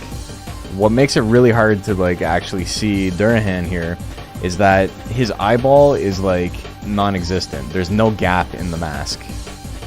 So it's just, it looks really weird. If this was like cut off like here, and then there's a gap here with like an eyeball, I think it would probably look a lot more like what it's supposed to look like. If you look at what it shows in line, in like a Monster Farm line, it's a lot more obvious. Also, just this color at the back here is really confusing as well. And this like negative space here, it's just, it's not well made. It's like, here's another good example of that. On Durahan's, on this icon, it's very hard to tell what this is supposed to be, but it's Durahan, like looking up at Durahan on like a 3/4 angle. If I zoom in, it makes it worse. But this is his mask from like, he's looking at you with like the pathetic angle. And then there's lightning coming down in the background.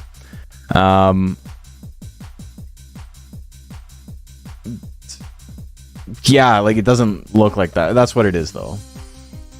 Is MF line icon better? Yeah, it's way better. Let's see if we can find it. I don't know if MF line.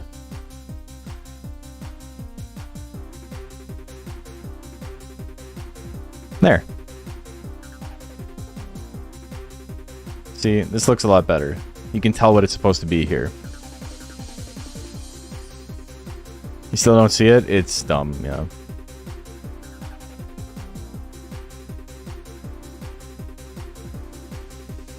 It's not good. Like, this is good. The other one's not good. It would make sense with, like, the negative space on the other one if they had made, like, the back, like, a different color, like they made it a white or whatever, or, you know, at least the top bit a little bit cleaner. Some of these are really funny, though. This one, too, is, like, really weird. For a really long time when I was a kid, I thought this was, like, his leg, and he was, like, flying this way. But like this is the top of his helmet, and then this is the grill. This is one arm, and then he's got his other sword like whoa, like behind his head. I'll do it the other way. And so like I see it now, but as a kid I didn't ever see it.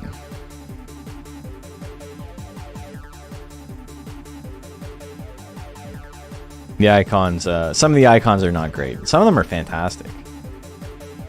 Some of them are not good. As a kid, I thought this one was just like him having his hand up. Like, it took me a long time to see what it's supposed to be, and even then, it still does not look good. I always thought the icon was the shoulder part. Me too. When I was a kid, I thought this was his arm, and this was like his armpit here. And I was like, I don't know why they would do that, but yeah, that's not what it's supposed to be. It's just bad. It's simply just bad. Gel, I think... I don't know. I think Gel is probably a pretty good contender. The thing about Pyramid is probably not enough. You can make a build that doesn't really do any damage, though. But I don't think it's as good as these. Gel? But what about Jill? Icon tier list? Oh, we could definitely do that. This is just a tier list night. Jill, what would the worst build be? You already know we gotta do a little frantic rushing. Clap attack? Do you do the withering build? But then there's like nothing else you can do, right?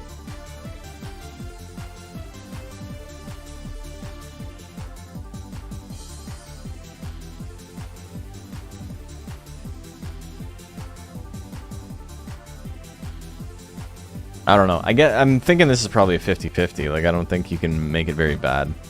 I also think this here doesn't need to exist. We can put... We just do that. Joker, I think, is up here. I don't... What's the bad build you do? You get Death Cutter. Death Final. I think it's got a good shot to win regardless. It's going to beat everyone. Like, what are you going to do? It's maybe not as good as Galley. Real hours. Real is kind of a downside.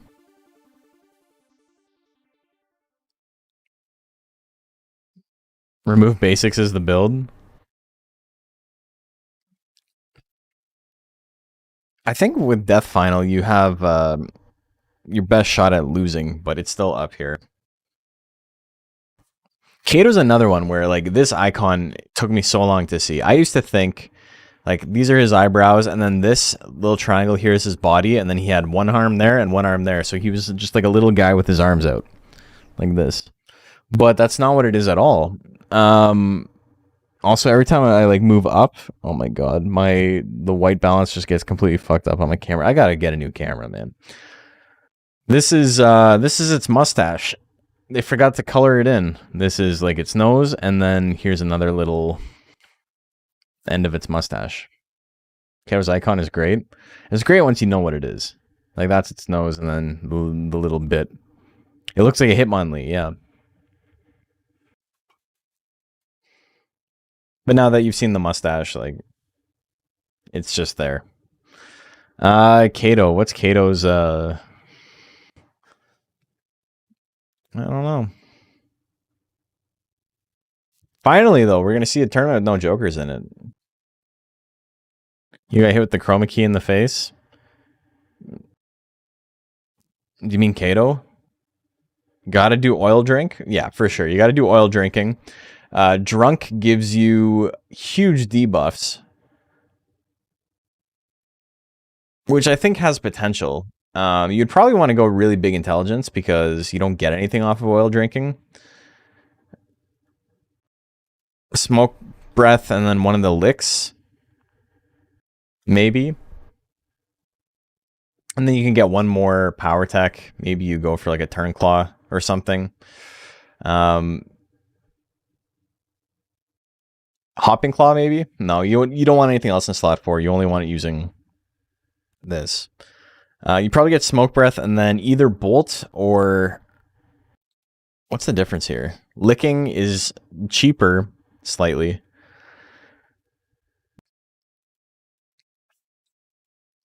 The Suezo Lick makes worse.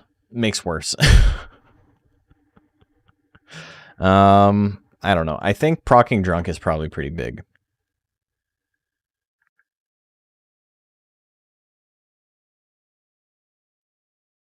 Kato is probably... I don't think he's in Born to Lose, but I do think he's like up here. Drunk is really good. He's probably above Pixie. Also the Immolate minus 15. Yeah, you could make a point for that. Marvel Superheroes OST? You already know we're about that. Help me. Yeah, this shit's quiet as hell. There we go. That one's not.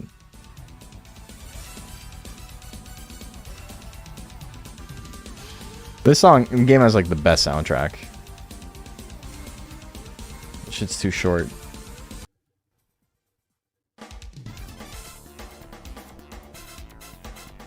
This is just the player select screen. It only goes up from here. True bangers only, yeah.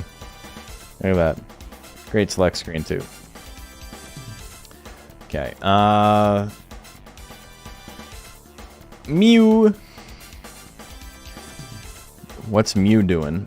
Mew seems like you got Meow. You could go pretty big on intelligence text without going big into intelligence, or vice versa. You can go really big into intelligence without actually doing any damage. Take a look real quick.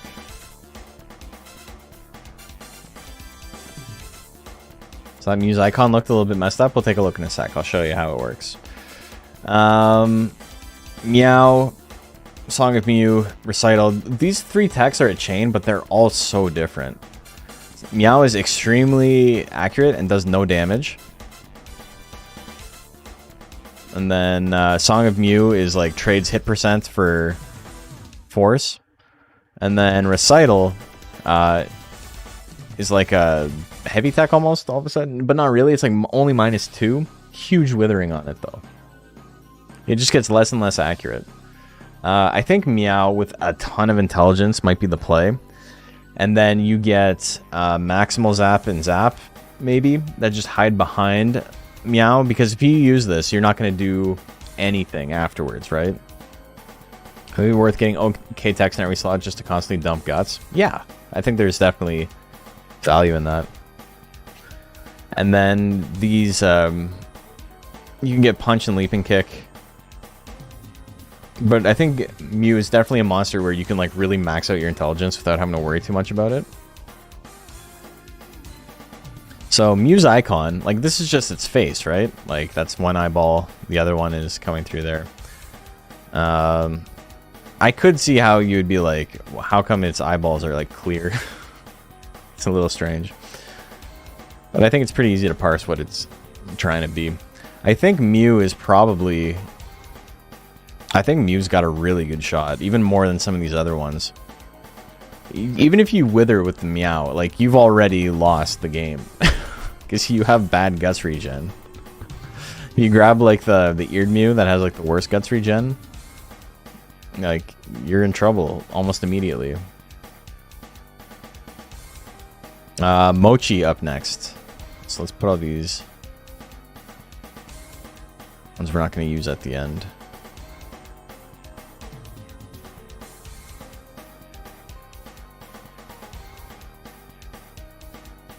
We're so committed to single color white-black background on these images. Yeah. Because they want simple iconography. They did a good job, I think. The whole point of them is that you don't want them to be multicolored because you want to be able to mix and match the icons. So, like, Pixie mixed with Golem is just this icon with this color. It's pretty ingenious, honestly. If you want to gel with, you know, Zoom subbreed. It's just gel with this shade of green instead of the light blue. Yeah, it's really nice. Mochi. Mochi up next. With this song, Mochi gets Cap's theme.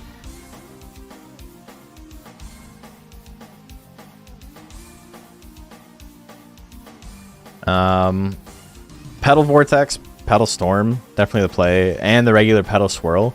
And then the basics, that's probably the build right there. You get the Pedal Swirl line, you get both of them, the good, bad-natured ones. And then you could even go with more power attacks and put more points into power. Licking as well. I think maybe intelligence and then licking. He's got a lot of options for being really bad. But he does have grit. If we can find a Mochi without grit on it.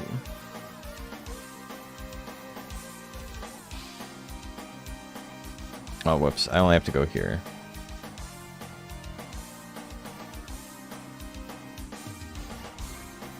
This one starts with grit and guard.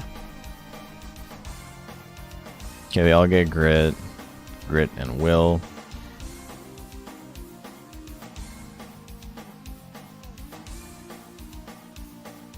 Grit, grit, grit, grit, grit. Grit and ease. You might be able to make that work.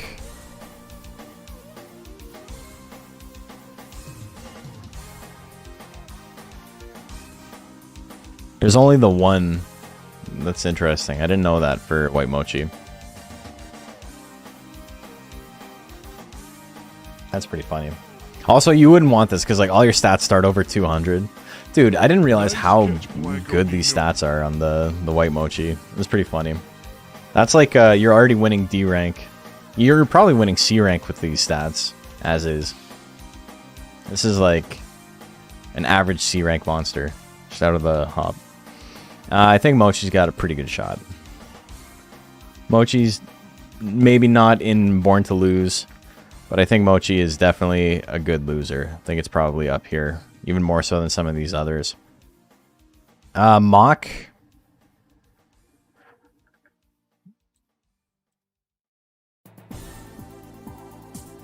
Headbutt you can't get rid of. So you're going to have more intelligence than power. You can never just dump all your points into power. What did you get? Twig Gun and Twig Gatling, maybe?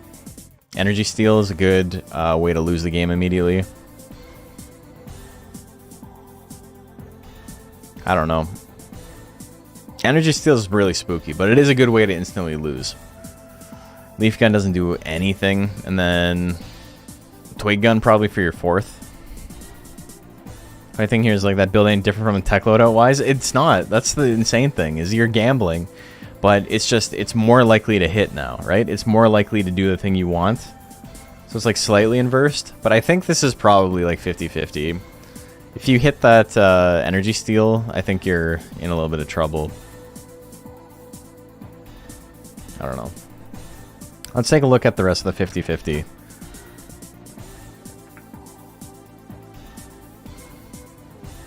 Energy Steal and Twisters? You could, yeah. That could be okay. He's probably here, like, right on the cusp. Yeah, I don't know if there's a lot to talk about Mach, but he's not the worst thing in this format for sure. Which is funny, because even in the format where he's the worst, he's not the worst, you know?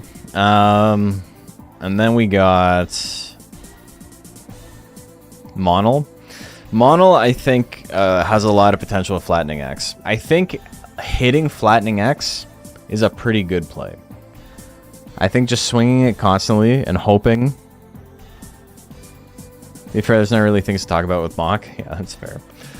I think the problem with Monel is you don't want to grab any of his intelligence attacks. Maybe you grab Strange Light.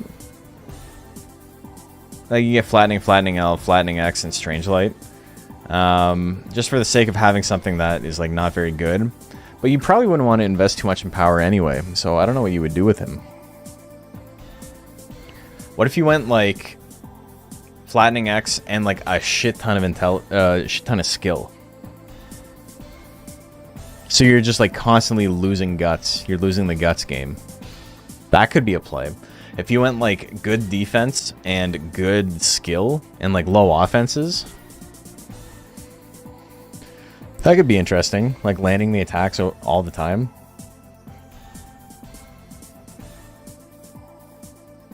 I can see that working out. It's different. It's a build that like other monsters kind of don't want to go for. I think Monol is probably like here or here. I don't think it's as bad. It's probably here. But I think it's got potential. Problem is you never give the opponent an opportunity to swing on you to offset the damage you do to them. How would you never give the opponent the opportunity to swing on you? What does that mean? Rather than kaiju shit, they should just remaster Monster Rancher 1 and 2 and just look at the community. Yeah, I don't trust them to make a new game. Didn't realize Flattening X was considered a basic tech. It's because it changed from the regular flattening. Anything that changed from a basic tech is still considered a basic tech. If you constantly spam 7-second attacks, I mean, if you spam, how much guts do you think you have saved up as an 18 guts rate monster? If you somehow got to 99 guts with Golem, and you swung 4 in a row to kill 30 seconds, first of all, that's the end of the match, because how did you get 99 guts on Monol in the first place? But secondly, say you swing it frame 1 with 18 guts rate. You swing it a second time, they've already got like a 50 guts lead on you at this point. No, at this point they have 100 guts lead at you, because you've already wasted not only 15 seconds of time, but you've also spent 50 guts. And then you lose the game after that. But if they don't hit you, then it becomes an issue, right? I probably wouldn't go like 999 skill. I'd probably go... Maybe you would. If you went really big on skill, and then you just...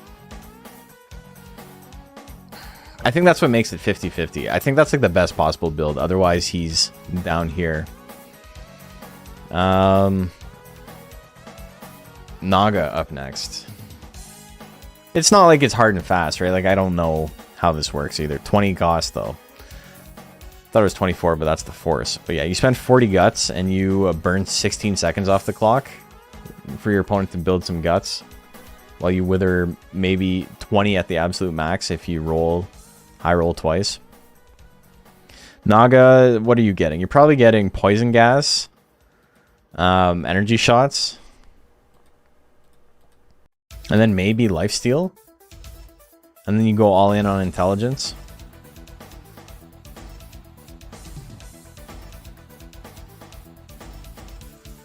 I don't know, because I don't know what you would pick up on the power side to be bad. Drill attack? Like, maybe? Like, some of these attacks are pretty bad, but they're not... I don't know. I think Naga is probably...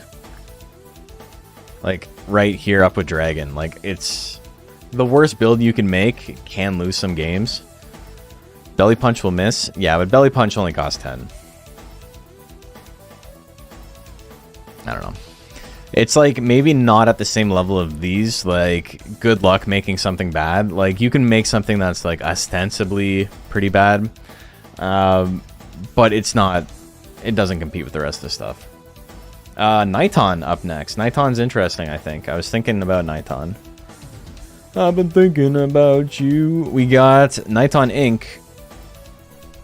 And if you went in on intelligence with, say, shock, severe shock, Niton Inc., you can go real big on stats.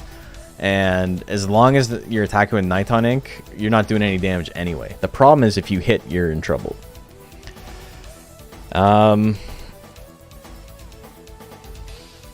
think Niton Inc. is probably going to carry it, but it doesn't carry it hard enough. Right? Are recoil skills banned? They are not. So Niton's probably like here. I don't think he's as bad as Eclon. This guy's probably down here, to be honest. He's probably something like this. It's hard to make a build that's like really, really bad, I think. I don't think he's quite at this level of Mach, maybe. I think Night Dawn Ink does give him potential, but the fact it's +2 on hit is like a little bit spooky.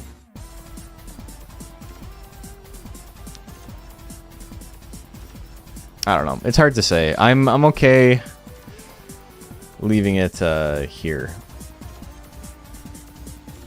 Like this, like from Mach to this is like kind of interchangeable. I think this is like a pretty hard cutoff. Phoenix up next.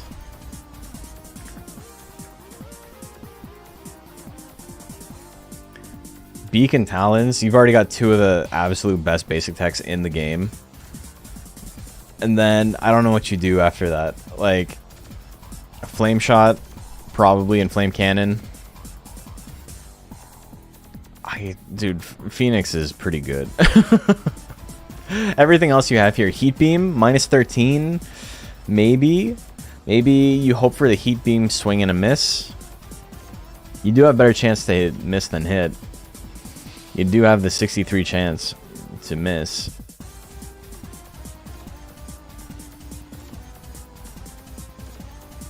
I don't know. I think Phoenix is probably a little bit of a tough sell, to be honest. Phoenix is probably here. Maybe not quite that bad. I don't know. It's hard to make Phoenix really awful, though. Heat Beam will hit too much. It's way too good of a tech. It's -13, though. Then, like I said, it's 63% chance to miss it. I do think it doesn't matter. Like, you don't have a lot of options there. They're all pretty good. Suezo up next. Suezo, I think you need to build around Lick, right? Lick and Telepathy, maybe. Or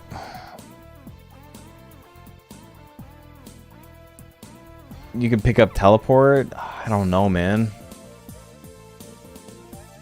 2.5 seconds on a miss is quite little for a heavy tech. Yeah, but you could get one of the slow Guts Rate Phoenixes.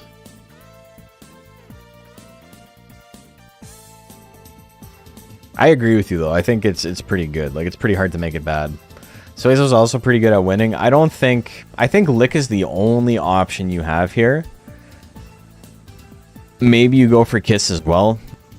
But, like, I don't know what you're doing with Suezo. I think Suezo is pretty close to Lick, Yodel, and Basics. Yeah, Yodel because it costs more. But,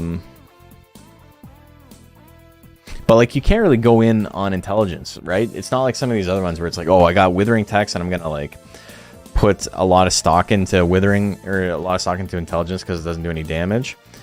But, because, like, you got to watch out for Spit, right? Spit's kind of an awkward one. It's hard to say. I think Suezo is definitely down here too. Like, here, if not here. I don't know. I think, I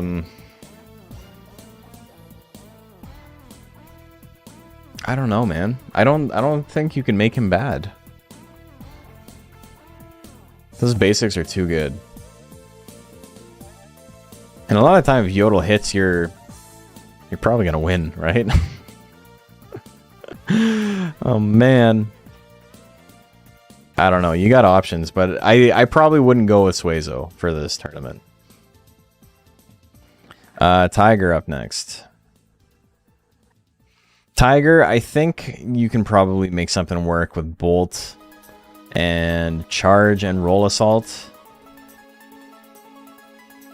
If you, like, kept your power... You don't even need to keep your power low, really, because this shit does no damage. You can probably put, like, a couple 100 points into Roll Assault and Charge and just not worry at all. And then get Bolt and Lightning anyway to, like, throw them in there. And then all of a sudden, you know, you've got 3 intelligence techs or 2 intelligence techs. You can get Roar as well. That don't do any damage at all. But you've built it up so you know, your power techs are the ones that do damage, and they are kind of trash. I think you could probably make something work with that. I think that's probably a good loser build, to be completely honest. Anything where you can like dump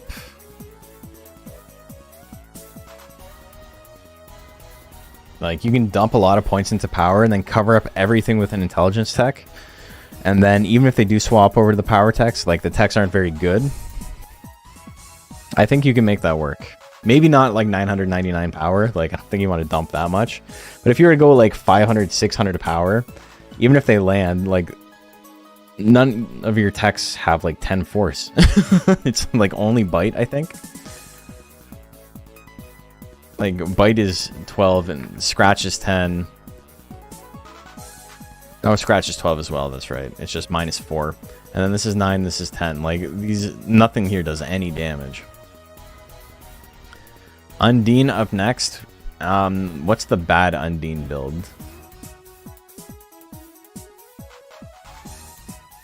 Cold Geyser? Cold Geyser isn't like the worst tech in the world. It's just extremely not worth its cost. Vitalization, yeah. Vitalization, Cold Geyser. Splash is pretty inaccurate. Doesn't do any damage. So much withering though. And then you could get Ice Sword and 2 swords and then not put any points into power. Or even just regular Ice Sword and just let her swing it constantly. Because you got 3 intelligence techs here, right? Dolphin Blows hit percent and -5. It's not too bad. Aqua Whip. Yeah, you can get Aqua Whip as well. That could be the build.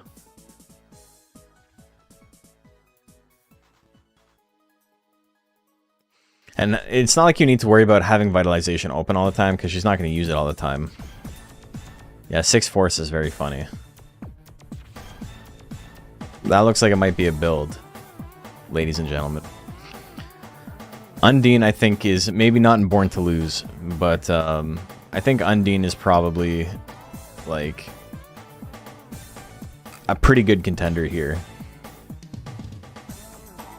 Getting Vitalization and scumming it down would be hell, though. Why would you have to... Oh, and scumming down Int would be hell. Yeah, but I mean... Not really. What's the... Hold on, let's go back. What are you trying to avoid? Oh, it can't be... Can't be skipped because it's a good-natured tech, right? Huh. So you need 500 int. Oh, you're gonna meet Cold Whirl first. Cold Whirl's not crazy though. I would probably, yeah, you could probably get Cold Whirl and Vitalization and Geyser.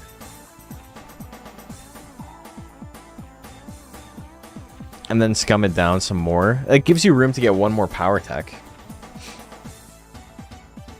So, I mean, you can have it so you only have techs in slot 4 that do any damage. You can get a 2 whips as well.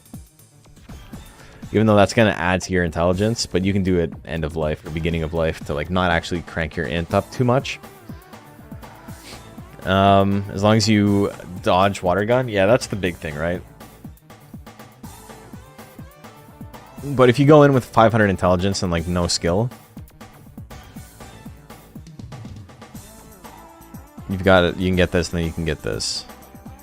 Say I go in with 500 intelligence, or 400 intelligence rather, and my nature or my loyalty is 100. My nature is 100.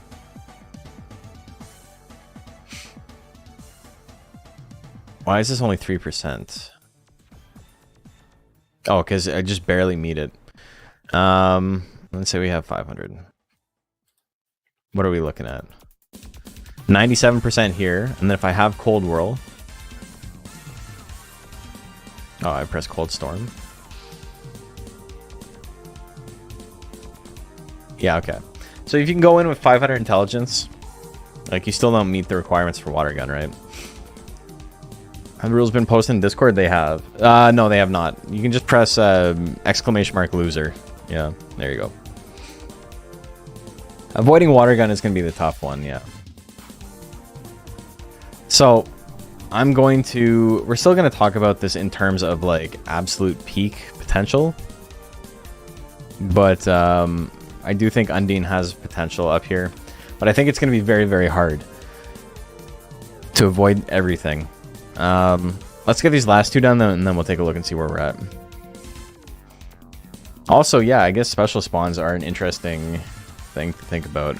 I don't know anything about Undine special spawns.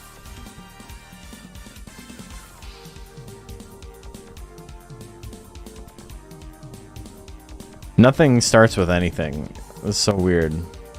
You can get real as well, though. It starts with 170 skill. Okay, so if you had 170 skill, you never raised skill, and you had Cold Whirl, you're at about a 30% chance for vitalization. So it's not undoable. Nothing starts with anything. Okay, Aristotle, go on. Accidental philosophy. Nothing do be starting with anything. It's true. It's the most true thing I've ever said in my life. Wormy up next. You want the intelligence text, absolutely. And then that's probably it. That's the build, right? You got some other options here, but like these are so accurate, you don't want to be landing accurate stuff. That's probably the build, and then you just don't invest. I think Worm is like, this build is pretty shit. If you got one more power tech, like say you got wheel attack, but then had poison gas active, you could put more points into power, but you don't really want to do that. I don't know. I think Worm is like maybe not as bad as some of the others. Worm is probably like a here.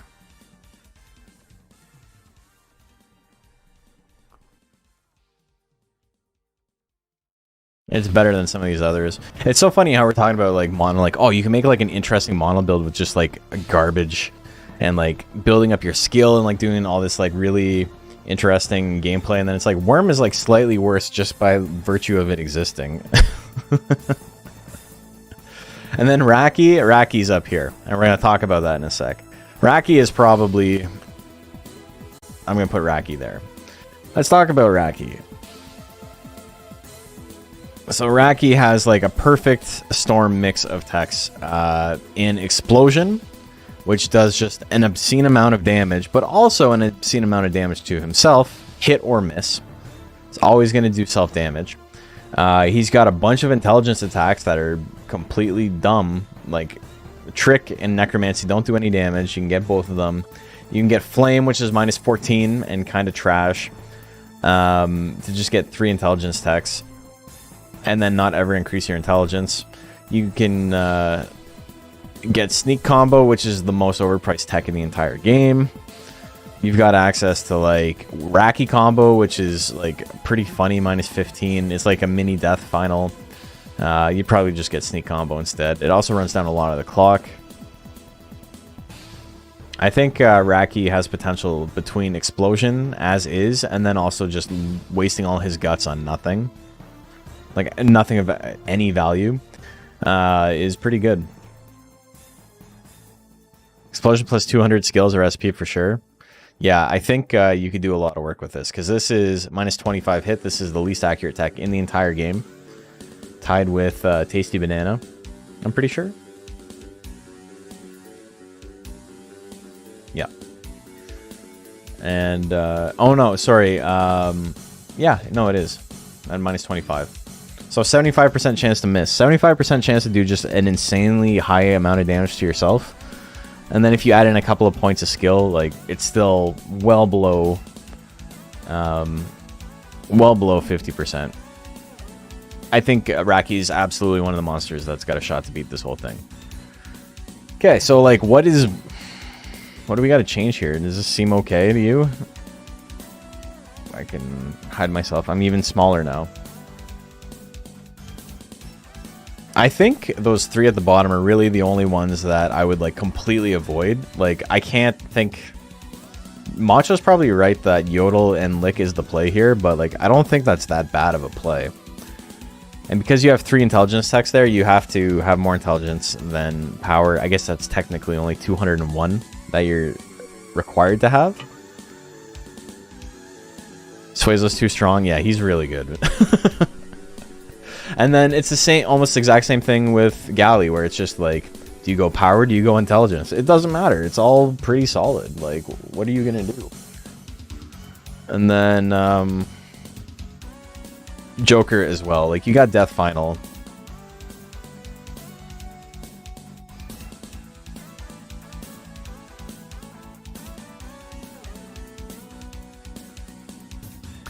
I keep like getting confused on the order of these. Death Final at least gives him a shot to lose, but like, I don't think he's going to. I don't think anyone's going to run a Joker in this. Talking in the Discord the other day about how Suezo is probably the most overall amount of strong builds. I think Galley's up there too. It's just we don't see it. But I do think, like, you have to be going out of your way to make a weak Galley build. But I think it's the same with Suezo as well, right? Like, you kind of have to be trying to make a bad build. It's very, very beginner friendly. You just, like, can't really fuck it up. As long as you don't make, like, a mixed attacker. As long as you focus on one of the stats, everything is good. Everything's pretty viable. And, like, yeah, like, removing one tech, like, really changes the vibe of the build, like, in a pretty intense way. Like, if you get Bite and Chewing, or Bite and Tongue Slaps, or, like, just Bite, or, like, just Chewing for his power builds, like, those all feel very different. Run a tournament with a mixed Suezo running basics, teleport, and lick. Yeah. You're not winning this tournament with that, though, even though that would probably be one of the better builds for this tournament. I don't know. I don't see anything here that's, like, egregiously wrong now that I think about it. Tiger, I think, is a really interesting build because, yeah, I do think you can put a couple of points into power and then just have the whole front row just loaded with int techs. I think that's a pretty interesting and viable build. Would I do that? I probably wouldn't do it myself because I think there's more fun stuff you could do. But I think there's a lot of really interesting builds in here. Like, I do think Mono with high skill is, like, that's probably a pretty interesting choice. Zilla, I probably wouldn't go high skilled because even though it's nice to run down the clock on Roll Assault, what are you going to do? And then there's some builds here where you can put a lot of points into defense and then have it not matter. Mochi not in top tier is surprising to you? So I think Mochi's pretty bad. It's like right on the cusp. But Mochi does not do the things that these monsters do, I don't think. You could maybe make an argument for it to be up here. But it's really only got like the Petal Swirl line that you have to rely on. And the Petal Swirl line is, you know, it's bad. But it can still do damage. It can still recover health. It can still win the game. Shit with these monsters is like, there's a glitch in the tech, which makes it extremely bad. The ability to self-damage for like 80% of your health at like any given time. This is a combo of that plus like an attack that's minus 21 and, you know, Roll Assault. And then Mew has the ability to waste all of its guts on an attack that doesn't do any damage. And it allows you to kind of like build a ton of intelligence without ever having to worry about it, which is kind of an interesting build idea as well.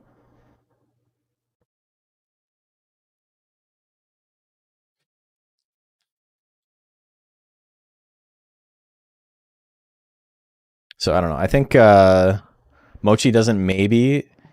Yeah, he doesn't have a strong gimmick. That's a good way to think of it. It's yelling at me about the... I want to play video. Oh, it's over. We watched everything. You can tell I've been watching my my daily Northern Lion. Because I'm an old man as well. Thank you. Appreciate that. Anyone else we can look at? Evil Man, thank you for the sub Prime. Very kind of you. Appreciate you supporting the channel. I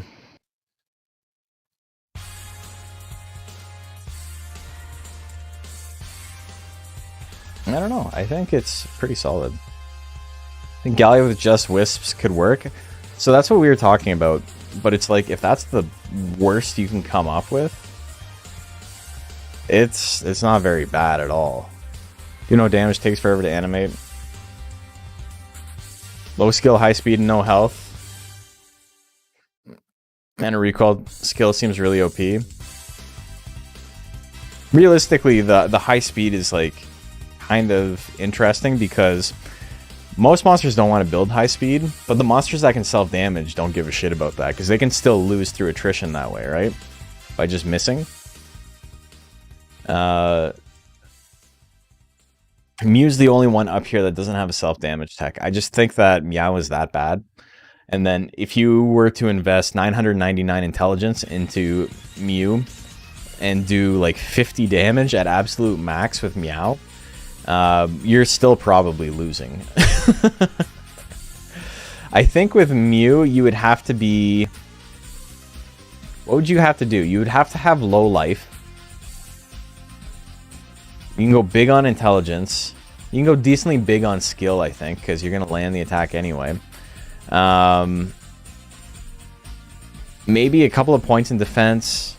A couple of points in speed. I wasn't here for Zoom discussion. What's the reason for it being number one? Firebomb is fucked up because Firebomb uses your power stat to determine recoil damage. So you could just run minimum intelligence and 999 power and just do a shit ton of damage to yourself, regardless of if you hit or miss.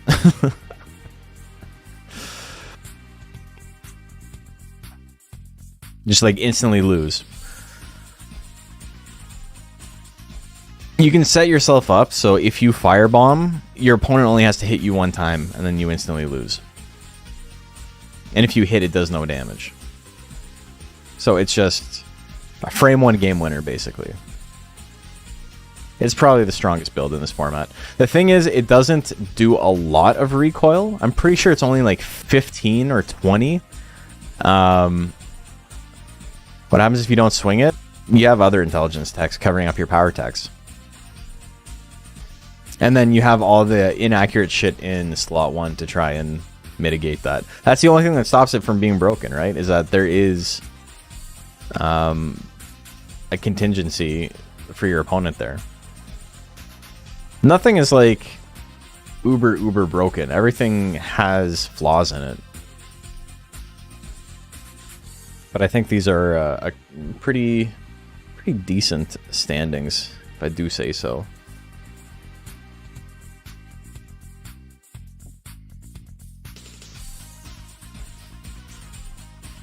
But yeah, anyone else have any other questions about this? Because I do, like, obviously, it's not set in stone. This is just random shit we made up. But I think this is probably pretty accurate. Something like the Bite Line, Hypnotism, Dust Cloud, Fireball, Firebomb. Well, 5 balls into Firebomb, yeah. Yeah, Fireball doesn't chain. Fireball goes into the other line. You need 5 balls into Firebomb. So that would give you a little bit of defense, but 5 balls too. Regular Fireball, I think, yeah, you might as well grab it, because if you're going to waste guts, or if you're going to waste intelligence, might as well do it. Rocky's Explosion can be learned with Int is kind of scary. Yeah. Zebrasaurian starts with Dust Cloud and has Reel. Fun mon we don't see a lot. Oh, that's cool. Huh. Zebrasaurian would be really fun. Yeah, there is a Wild Saurian that starts with Firebomb as well. Is the stat floor the same even if you lower your cap with life? No. So basically, the way it works is you have a 3,000 point stat floor. And then every point in life above 500 lowers your stat floor by 1 point. So if you go max life, you have a stat floor now of 2,500 instead of 3,000. It's because life is very, very strong and will like lose you a lot of games if you have a lot of life. So this was an incentive to just not run 200. If you run like 600 life, you get a little bit less in the cap.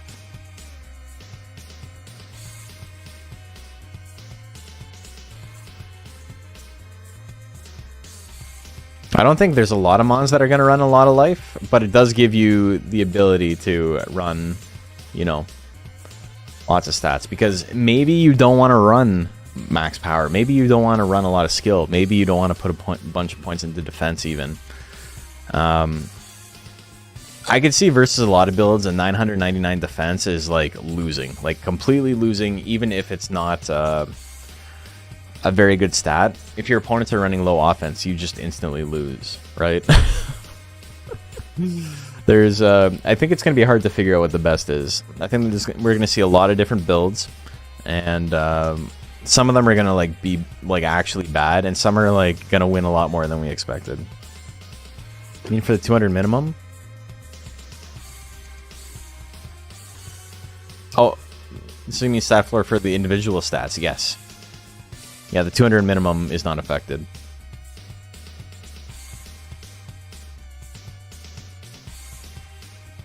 I think having a couple of points into life is going to be like a good idea for a lot of monsters. If you go like 700 life, you get a free 200 points off.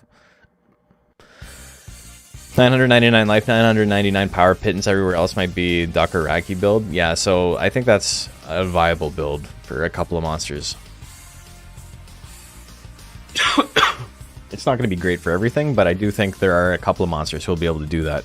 But then also, you wouldn't do that with like Ape, right?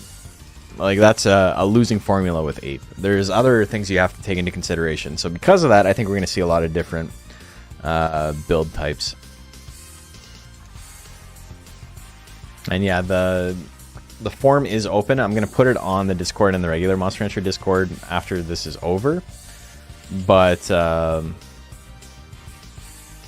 don't know. I think this is pretty cool. I'm excited for this tournament. You don't have to sign up yet. You got time to think about it.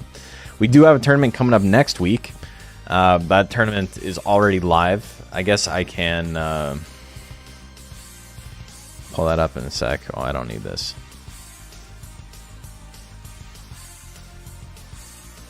Where's the window capture? There you go. Let me find the other drive.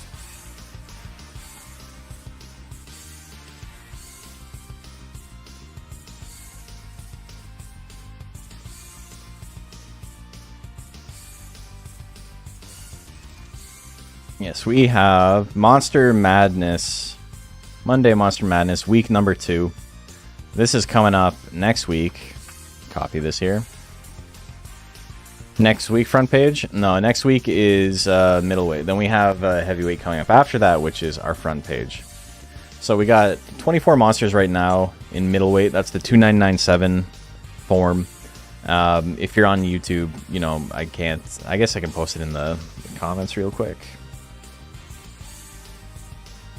But then you can always just check it out on the Discord as well. It's pretty standard, 2997, no individual stat caps. Stats at or below 100 don't count towards the cap, so you can have your drop stats. And then everything is legal, except for Metal Nur, Heartseeker, and Shinhwa, which is the same as what we just had yesterday with Lightweight. So that's going to be pretty fun. You name your monster fuck and not feel bad about it? I mean,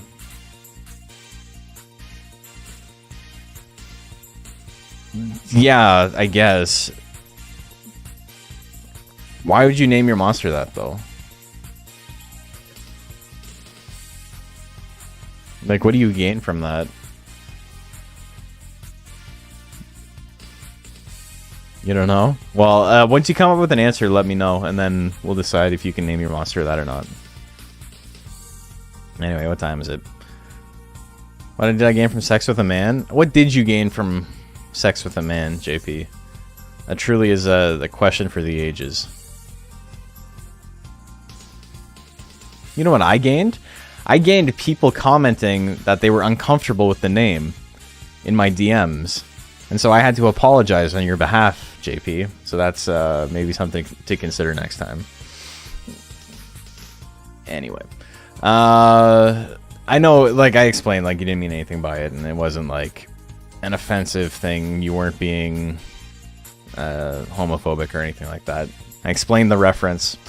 But that is a thing that I had to navigate, so thanks for that. Anyway, I think that's it for today's stream. I'm going to edit that up. I'm going to make a little video out of it. Take one more look. This is pretty fun. I'm really excited for this. I actually didn't know what to do for today's stream, so I'm like, fuck it. What do you do when you have no content? You make a tier list. Yeah, I'm really excited about this tournament, though. Tomorrow we're going to get back to some actual, you know, regular Monster Rancher action. Icon tier list? Do we make icon tier list real quick? Okay. The best, good, weird, Durahan. Okay.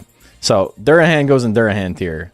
I'm going to move everything up to the best, and then we'll move it down. Because I can't remove things once I've put them in. That's not how tier maker works. Oh, you can. Okay, my bad. So we'll do that. That's new. You didn't used to be able to do that.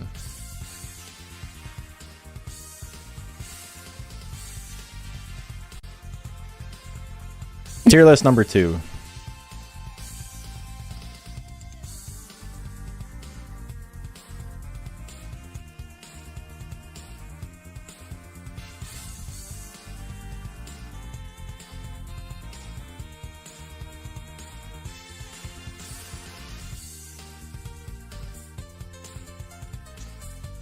Oh, okay. Put Monol in the best? Realistically, yes. Monol is the perfect icon. It's everything you want and more from an icon. Joker? I think Joker's great. Duckin's kind of silly. I'm going to put it in good. I think it's great. I think Jill's up here. This is great. You mentioned being okay with raising monsters on unlocked or max money saves. Yeah, money doesn't matter to me. Make sure I leave the sex of the man bit in the highlight. Then I have to explain it again. This I think is okay. Centaur is weird. Like, I get it, but like he doesn't really look like that. Like, that's not really what Centaur looks like. Naga is weird as well. Again, it's supposed to be like the fin, but I can never not just see like a big like dent in its forehead. Like, this is supposed to be like the ear flaps, right? But it looks like this is the top of its head, and then it's got like a dent, and then there's like the rest of its head after that. I don't think the Naga one's very good. I get it. It's just too simple. It's just Monster Rancher 1. Hair does what hair is supposed to do. But Jarl, I think, is pretty good. Hanger's, it was like kind of hard for me to parse at first, but it's Hanger when he is like compact, when he's the little floating Hanger. And once you realize that, it's a lot more obvious what it is, right? I think Hanger is pretty solid, the little floaty boy. You know, I'm going to put Hanger in best. Mew is good. Zilla, this is like also very close to a perfect icon. Raki is, why this color? Like, there's no colors left.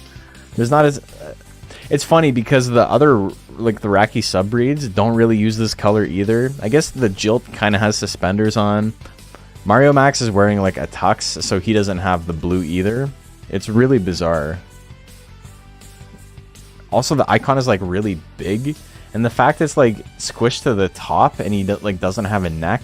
Like, I don't know what's supposed to be going on here. And then this one, his ear, and this is supposed to be his hat, but like, I get what it's supposed to be. But it's silly. It's not as bad as the other two, though. Metalner. I really like Metalner. Yeah, Worm is, like, down here, I think. It's, if it's not obvious to you, this is supposed to be its tusk.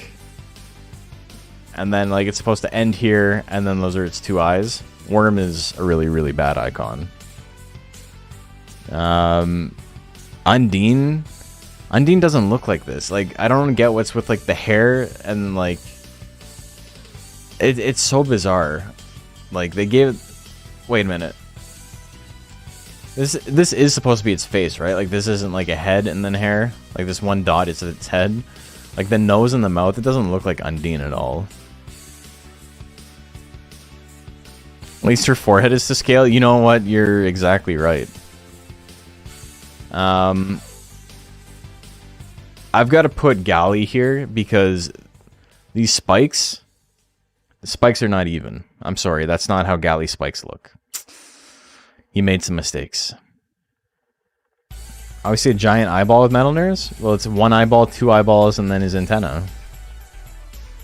I think the Metalner one is one of the more obvious ones. It's really nice. And then with the other colors, I think it shines. Mochi. Mochi, I think, is okay. Isn't the bottom spike of Gali's shoulder its cloak? I think that makes it worse, honestly. I think you just moved it down to this tier, though. I don't think it's supposed to be. I think it's supposed to be its mask. It's just... You know, with Worm like this, there's potential that that's what they meant. It's also applied to Monster Rancher 1 since you can just like 1 week your monster almost doing that. Yeah, I don't care, man. Monster Rancher 1 is an easy game already. That's how you always saw it. Honestly, it looks like I'm visualizing it like this would be like cut off and then this would be like this little corner here is part of its cloak. Maybe they would have made it like a shade of white in Monster Rancher 1 if they changed it. Yeah, maybe. I always thought it was like a spike of the mask.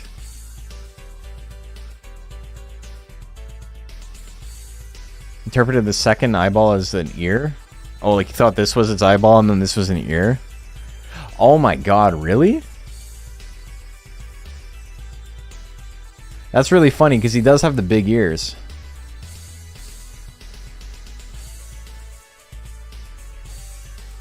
But no, I think it's like a... I see exactly what you're saying.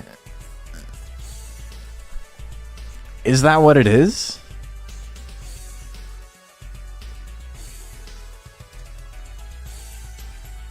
Was that the intention? You know what? We're gonna find out, I think, in when Monster Farm Line comes out.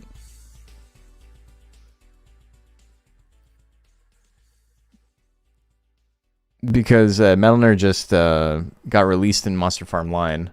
Let's see if I can find it. The other tab.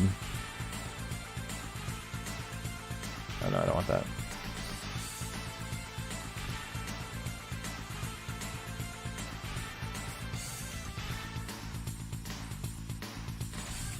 Yeah, he's coming out in line in a bit. There's a new one that's hold on. They don't have an icon for it yet. But yeah, it's a Metalner plant. That's like he's like growing out of a recycling can.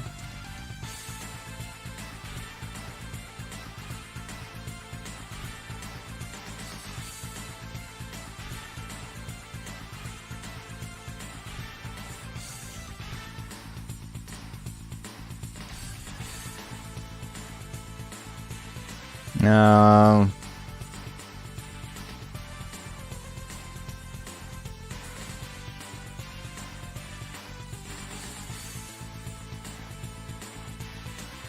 Yeah, I don't see him yet. If it's a front profile, shouldn't you see the left ear? Yeah, I get it, but not everything is a front profile. Like, this one is not, obviously. This one's not, this one's not, this one's not. This one's not. This one's not. This one's not. This is a 3/4 view. This is almost a 3/4 view. This is a... oops. I realized that you guys couldn't see. I was pointing to the wrong thing. Like, this is front view. This is front view. This is front view. This is front view. This is front view. This is front view. This is front view. This is bizarre, but also kind of front view. I don't know. If they actually included a Monster Rancher Monster in line, big step for them. I know. I always thought it was an ear too, but seeing it blown up here, I think it's the eye. I think it's slightly lighter color than the silver around it. Let's go big mode. I think the fact it's the same shape as this eye is really confusing, because I totally could see both, right? Like, this is the eye, and then like its nose starts coming out there, and then you see an ear here. But also, I could see it being two eyes that are like sticking out.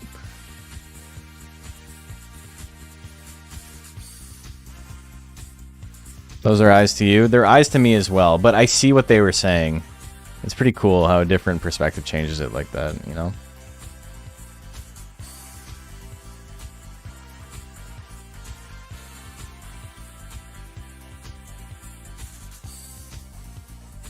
I think there used to be too much information in an icon that size. I think so too, to be honest. Especially when you've got like whatever this is. I think you can tell which ones they made first in Monster Rancher 2, right? Like Centaur is like, it looks a lot more like a Monster Rancher 1 icon, and then there's this shit that probably came later. Ape is good. Baku I think is great. Zoom is great. Suezo is perfect. Could not be more perfect. Ghost loses a couple of points because I thought as a kid that it was hanging upside down. It was his eye, mouth, and that was its hand, and it was like hanging from the ceiling. And it wasn't until I saw Chef's icon for the first time where its hat was blue, and I was like, oh, okay. It's not its body that's blue, it's its hat. I get it now. It's because the like cream color and the white is like, it's too close. You compare like Gali to Duckin to Ghost. Ghost is at least like a little bit more pale, but like this is so similar. Jill has a little bit of a blue tint to it. Metalner has a little bit more of a blue tint to it. But even like Jill and Metalner are pretty similar. Always assumed it was chilling upside down. Really? Yeah, no, this is its hat. This little dot here is like the brim. Yeah, it had a black hat icon in 1, but I never got Ghost in 1 until long after I played Monster Rancher 2. So that was not news to me at the time. Color Pandora I really like. Pixie is down here. This is just holdover from Monster Rancher 1. It doesn't look good. Arrowhead, I like the icon, but I don't know why they didn't fill in the bottom here. Like they did with Zoom, they gave him the little white bit. They easily could have done that on Arrowhead or something. Color Pandora has your favorite icon. It's really nice. All of these are like great. Golem, I'm gonna put Golem in good. It is like, what's really funny about Golem is that it looks more like Monster Rancher 2 Golem than Monster Rancher 1 Golem, but this icon was made for Monster Rancher 1. I saw it as a side view all the time. The one hanging upside down would have been cooler. You mean a front view? It's like the opposite of a side view. Unless you mean this is Ghost's ear. That's where we're on now. It hanging upside down would have been cooler, yeah. Yeah, this guy belongs down here. This is awful. Niton, I love Niton's icon. It's so simple. Doesn't really look like him, but it does... like give you, it's like it's a perfect icon. It's unmistakable in what it is. It's just, you know, it maybe doesn't look like him because you don't see his body. Gaboo is, you know, it's fine. I really like Hopper's icon. Gel is okay. The hand is, Gel might be down here. The little whip is really funny to me. It's like take my strong arm.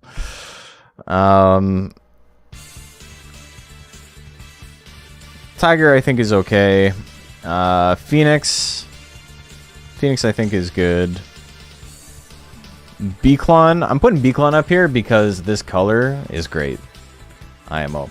And then Plant, I'm gonna put Plant in good, even though Plant is like maybe weird, because this is not supposed to be like, this isn't Plant. This is its flower.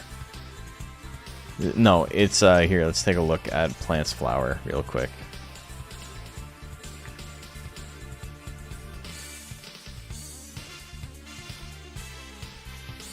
So in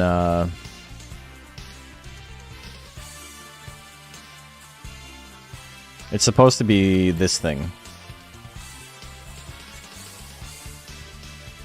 It's the two eyes are these, and then that's like the flower on it.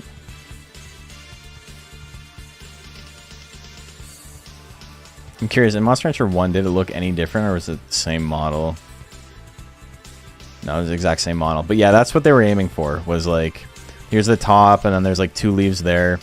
I don't know why they didn't put the fourth one in, but that's what it's supposed to be. In Monster Rancher 1, the icon is like a deep, like, burgundy color, which matches the flower. But that's the only reason I figured out that's what it was supposed to be when I was a kid.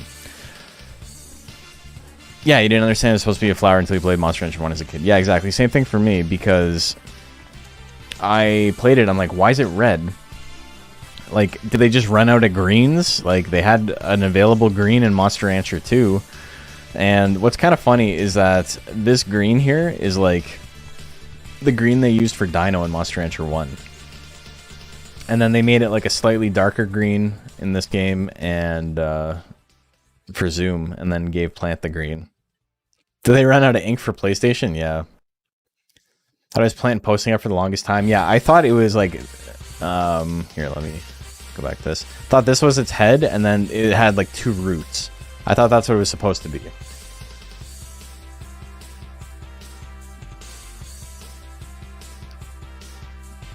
But yeah, I think I'm pretty happy with this. Is anybody offended that I said one of their favorites is bad?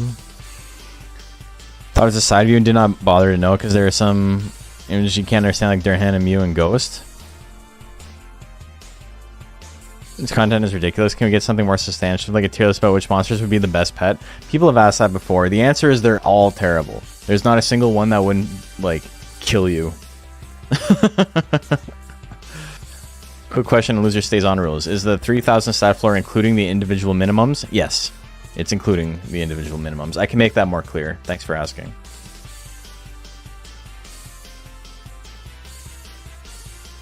Worm's one of my faves. That's the only one you disagree with. You think this is good? This is, like, it's a very Monster Rancher 1 icon in the sense of, like, they didn't have any second colors. Swayze was, like, the only monster who got, like, a white on it anywhere. But even then, that's on its eye. Everyone else, the white is only its eye, right?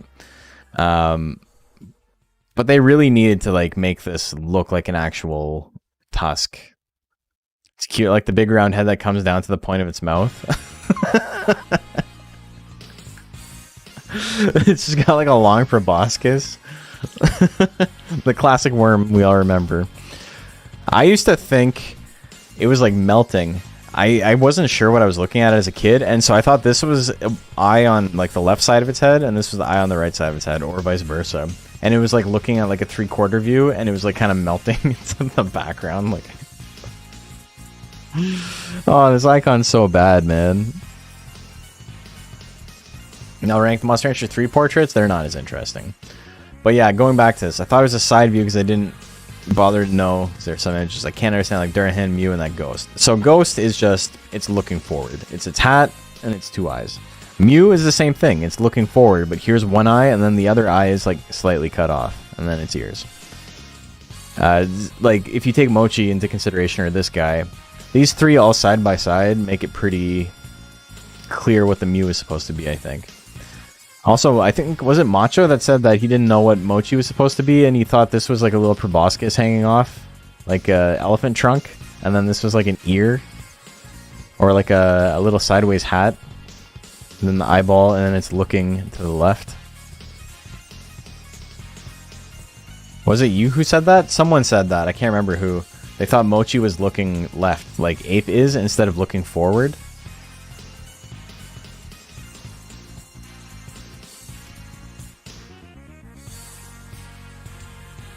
Thought Mew was looking right and up. Oh, and then this was like a mouth or something? Yeah, Fanpy looking. Yeah, kinda. I was the one who said it, but I thought it was looking left too. Oh, okay, yeah, no, it's looking forward. You also thought Mochi was looking left? Well, there you go. I answered it for you. So there's that one. Mew is looking forward as well. Now you see the Mochi, right? There's its, like, the green shell part on his head. Like she was singing. I could see that. But I do think the Mew is very obviously looking forward, right? It's the same thing as this, where you see, like, a third of its left eye.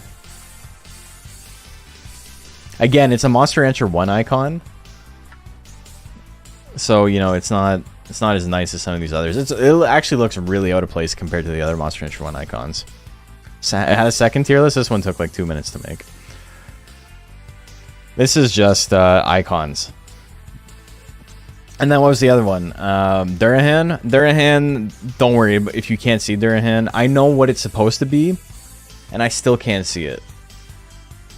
But like basically, on Durahan's helmet, it has like the grill in front, and then it has like the visor overhang right on top of its helmet. Not the plume, but like the visor, like the gold visor on top. And this is supposed to be the gold visor, and this is the grill, but it's like smushed together. I think we were talking about this earlier. If you took this bottom bit out, like if you left this as is, and then this like little chunk right here, if you removed it and then put his eyeball right here, you would, like, it looks exactly like Durahan.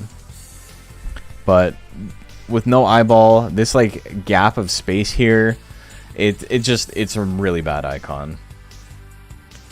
And then who else did we not see? Kato. I just think Kato's icon had a tentacle mustache like he was Zoidberg or something. Yeah, Kato's a weird one, because we were talking about that. Just saw the Metal Nerd plant. Yeah, no, it looks really cool, man.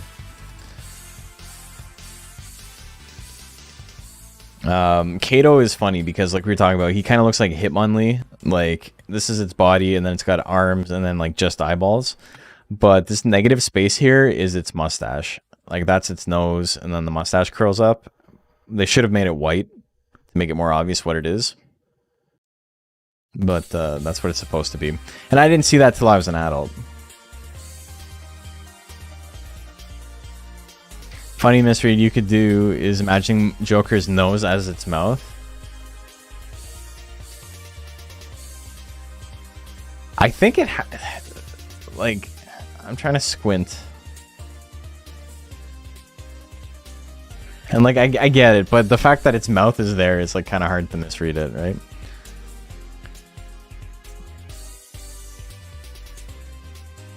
So he's the one who's actually facing left? For who? Durahan? Yeah. Durahan's icon is really bad. Like, it's, you know, Joker's yeah. Not quite. I really like Hopper's icon too. I think the shading on it's really nice. Like, the depth on the eye is like really well done.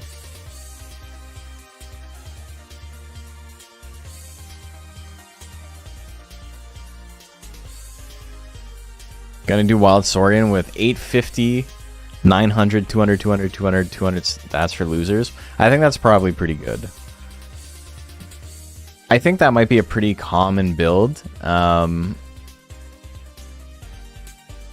Trying to think of what would like counter it. Fucking anything if it gets hit.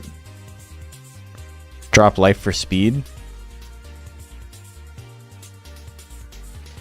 Maybe, but just remember that every point you take out of life is 2 points you have to put into speed, right?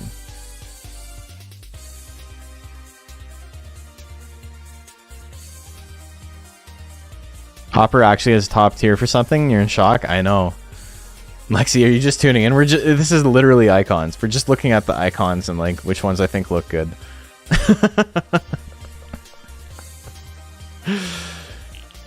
They did put love into the Hopper icon. It does look pretty nice.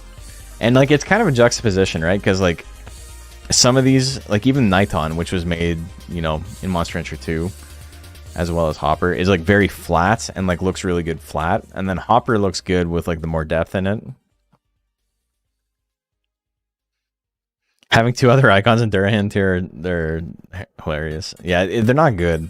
I thought the dots on the bottom of the Metalner icon were his eyeballs facing in opposite directions. Here? It is. Like, they're both, it's just a 3/4 view. It's like the same thing as like Zilla here. Like, imagine Zilla and Metalner are looking at the same thing.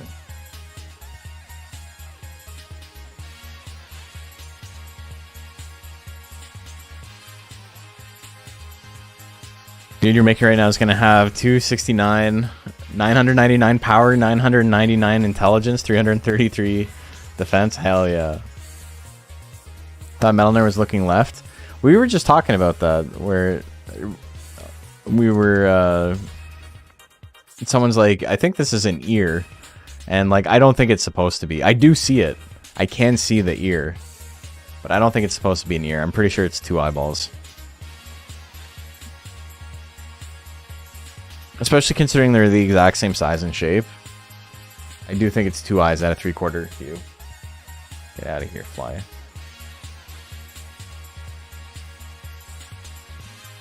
I do see it. I just don't think that's what it's supposed to be. Baku looks very unenthused, but it's a great icon. All of these are really good. I really like the Metalner one. I'm really surprised so many people read it as a side view, but I do see it. It's just, it's not what I would have seen myself, you know?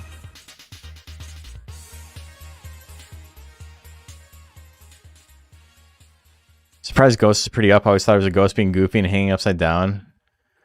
Somehow had an ear. Yeah, so we were talking about that too. I really like its icon, but as a kid, I thought it was hanging out upside down. But I didn't think this was an ear. I thought it was its hand. I thought it was like inverted T posing. After on 264 skill because the Firebomb Saurian starts with that. Well, you can either put less points into life then, or, I mean, you can just run that as is.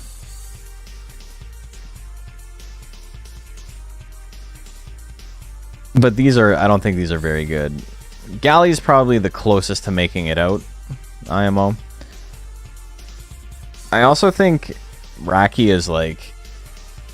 Raki's issue, I think, is that there's this dead space here. There's a couple of pixels where they could have like extended the hat, I think, to make it more obvious that he's wearing a hat. But because that's all hidden outside of view, it's a little bit bizarre.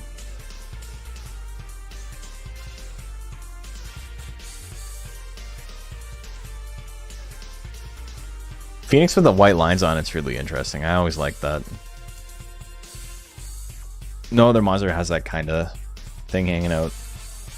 Like, I guess Niton's got the tentacles, but everyone else is like, it's very self-contained. And then Phoenix has the fire. Makes it look like he's wearing Mario shaved hat instead of his little beanie thing.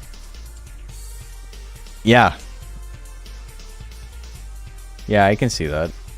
Like this is a brim instead of just like the bottom of the cap. His little beanie thing. It's like a little night cap. He's gonna take a nap. This says, why they make Ghost's hat white though? Because they need to be able to change the color of it. So on Chef, it turns into a cyan color. In Monster Rancher 1, it was just black because he didn't have any subbreeds. So, like, I mean, he had whatever the other one was called, Mage, but this question mark breeds in one just shared the same icon as the main breed. Him and Disc both had like a weird like black that wasn't quite the same as the Monal. Ghost also, on top of having a black hat, its like face was this color, so it didn't have any white. It was like a black hat, and then this like beige was the color of its face. So it was like kind of a bizarre icon.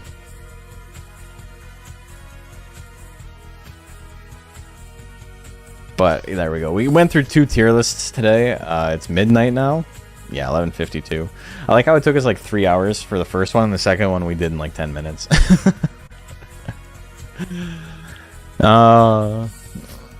It's fun. Rank the tier lists we did tonight. I think the other one is first and this is second. Do I make an icon? Oh my god.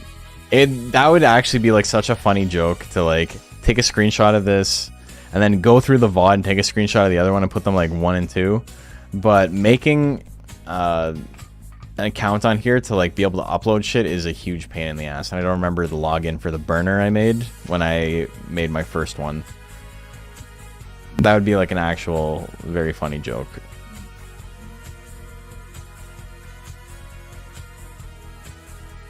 But now that I've explained it, it's not funny anymore if we go through with it. I could cut it out for the YouTube video, but nobody's going to watch this far in the YouTube video anyway, so.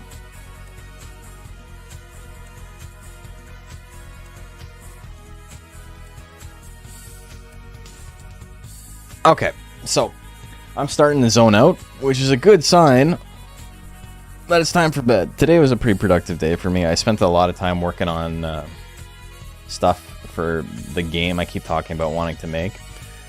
Today I guess I can show you real quick. I was just making really crappy background stuff. Just getting used to like making isometric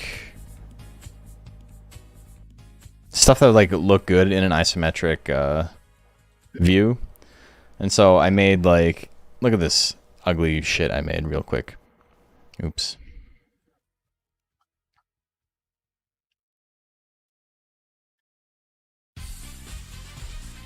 Okay. So I was just messing around and I'm like, I made a little house in a tree. These are not my tile sets. This was a tile set that came with Crocodile. But, you know, I was just like learning how to place this stuff together. And so I just need something to throw my guy into, which is, you know, he's still here. His arms detached for some reason. I don't know why. But again, I think I'm like super zoomed in. You guys have seen this guy before, but I have a couple of little animations I made for him that I don't know if I ever showed you guys. So I made this little Robo Man, and then he's got a little idle fight stance.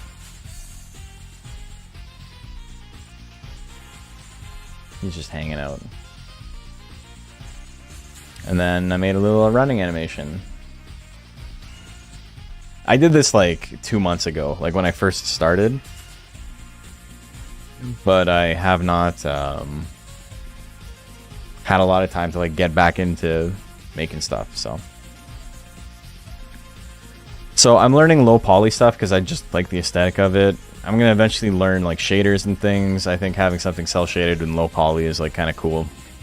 A cool combo of stuff, even though I think like the big blocky pixels are neat too. I'm really happy with how his eyes turned out. This is not going to be like a main character or anything. This is just something I made for the sake of like learning, but I am pretty fond of how he turned out. I do like him. Obviously, I stopped painting at a certain point because I was like, this shit is laborious and it's not what I'm interested in learning.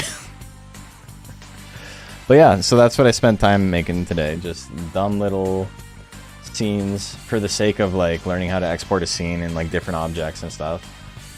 And yeah. Made the world's ugliest tree.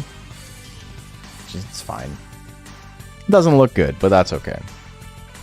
It's okay for stuff to not look good. You can just put it in a game or put it in an engine and start building around it. So that's what my goal is right now.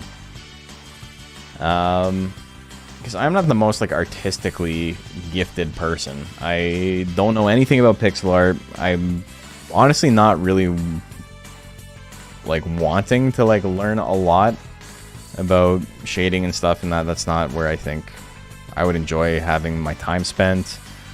So instead, I'm just making a thing that like will work for now, and then maybe I come back to it later.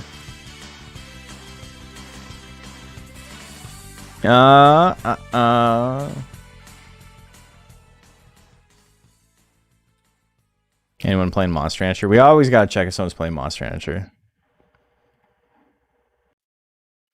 Yeah, so you hang out to the end of the stream, you get to see some goofy stuff I'm working on. No one's ever playing Monster Rancher. Anyone playing Monkey Puncher?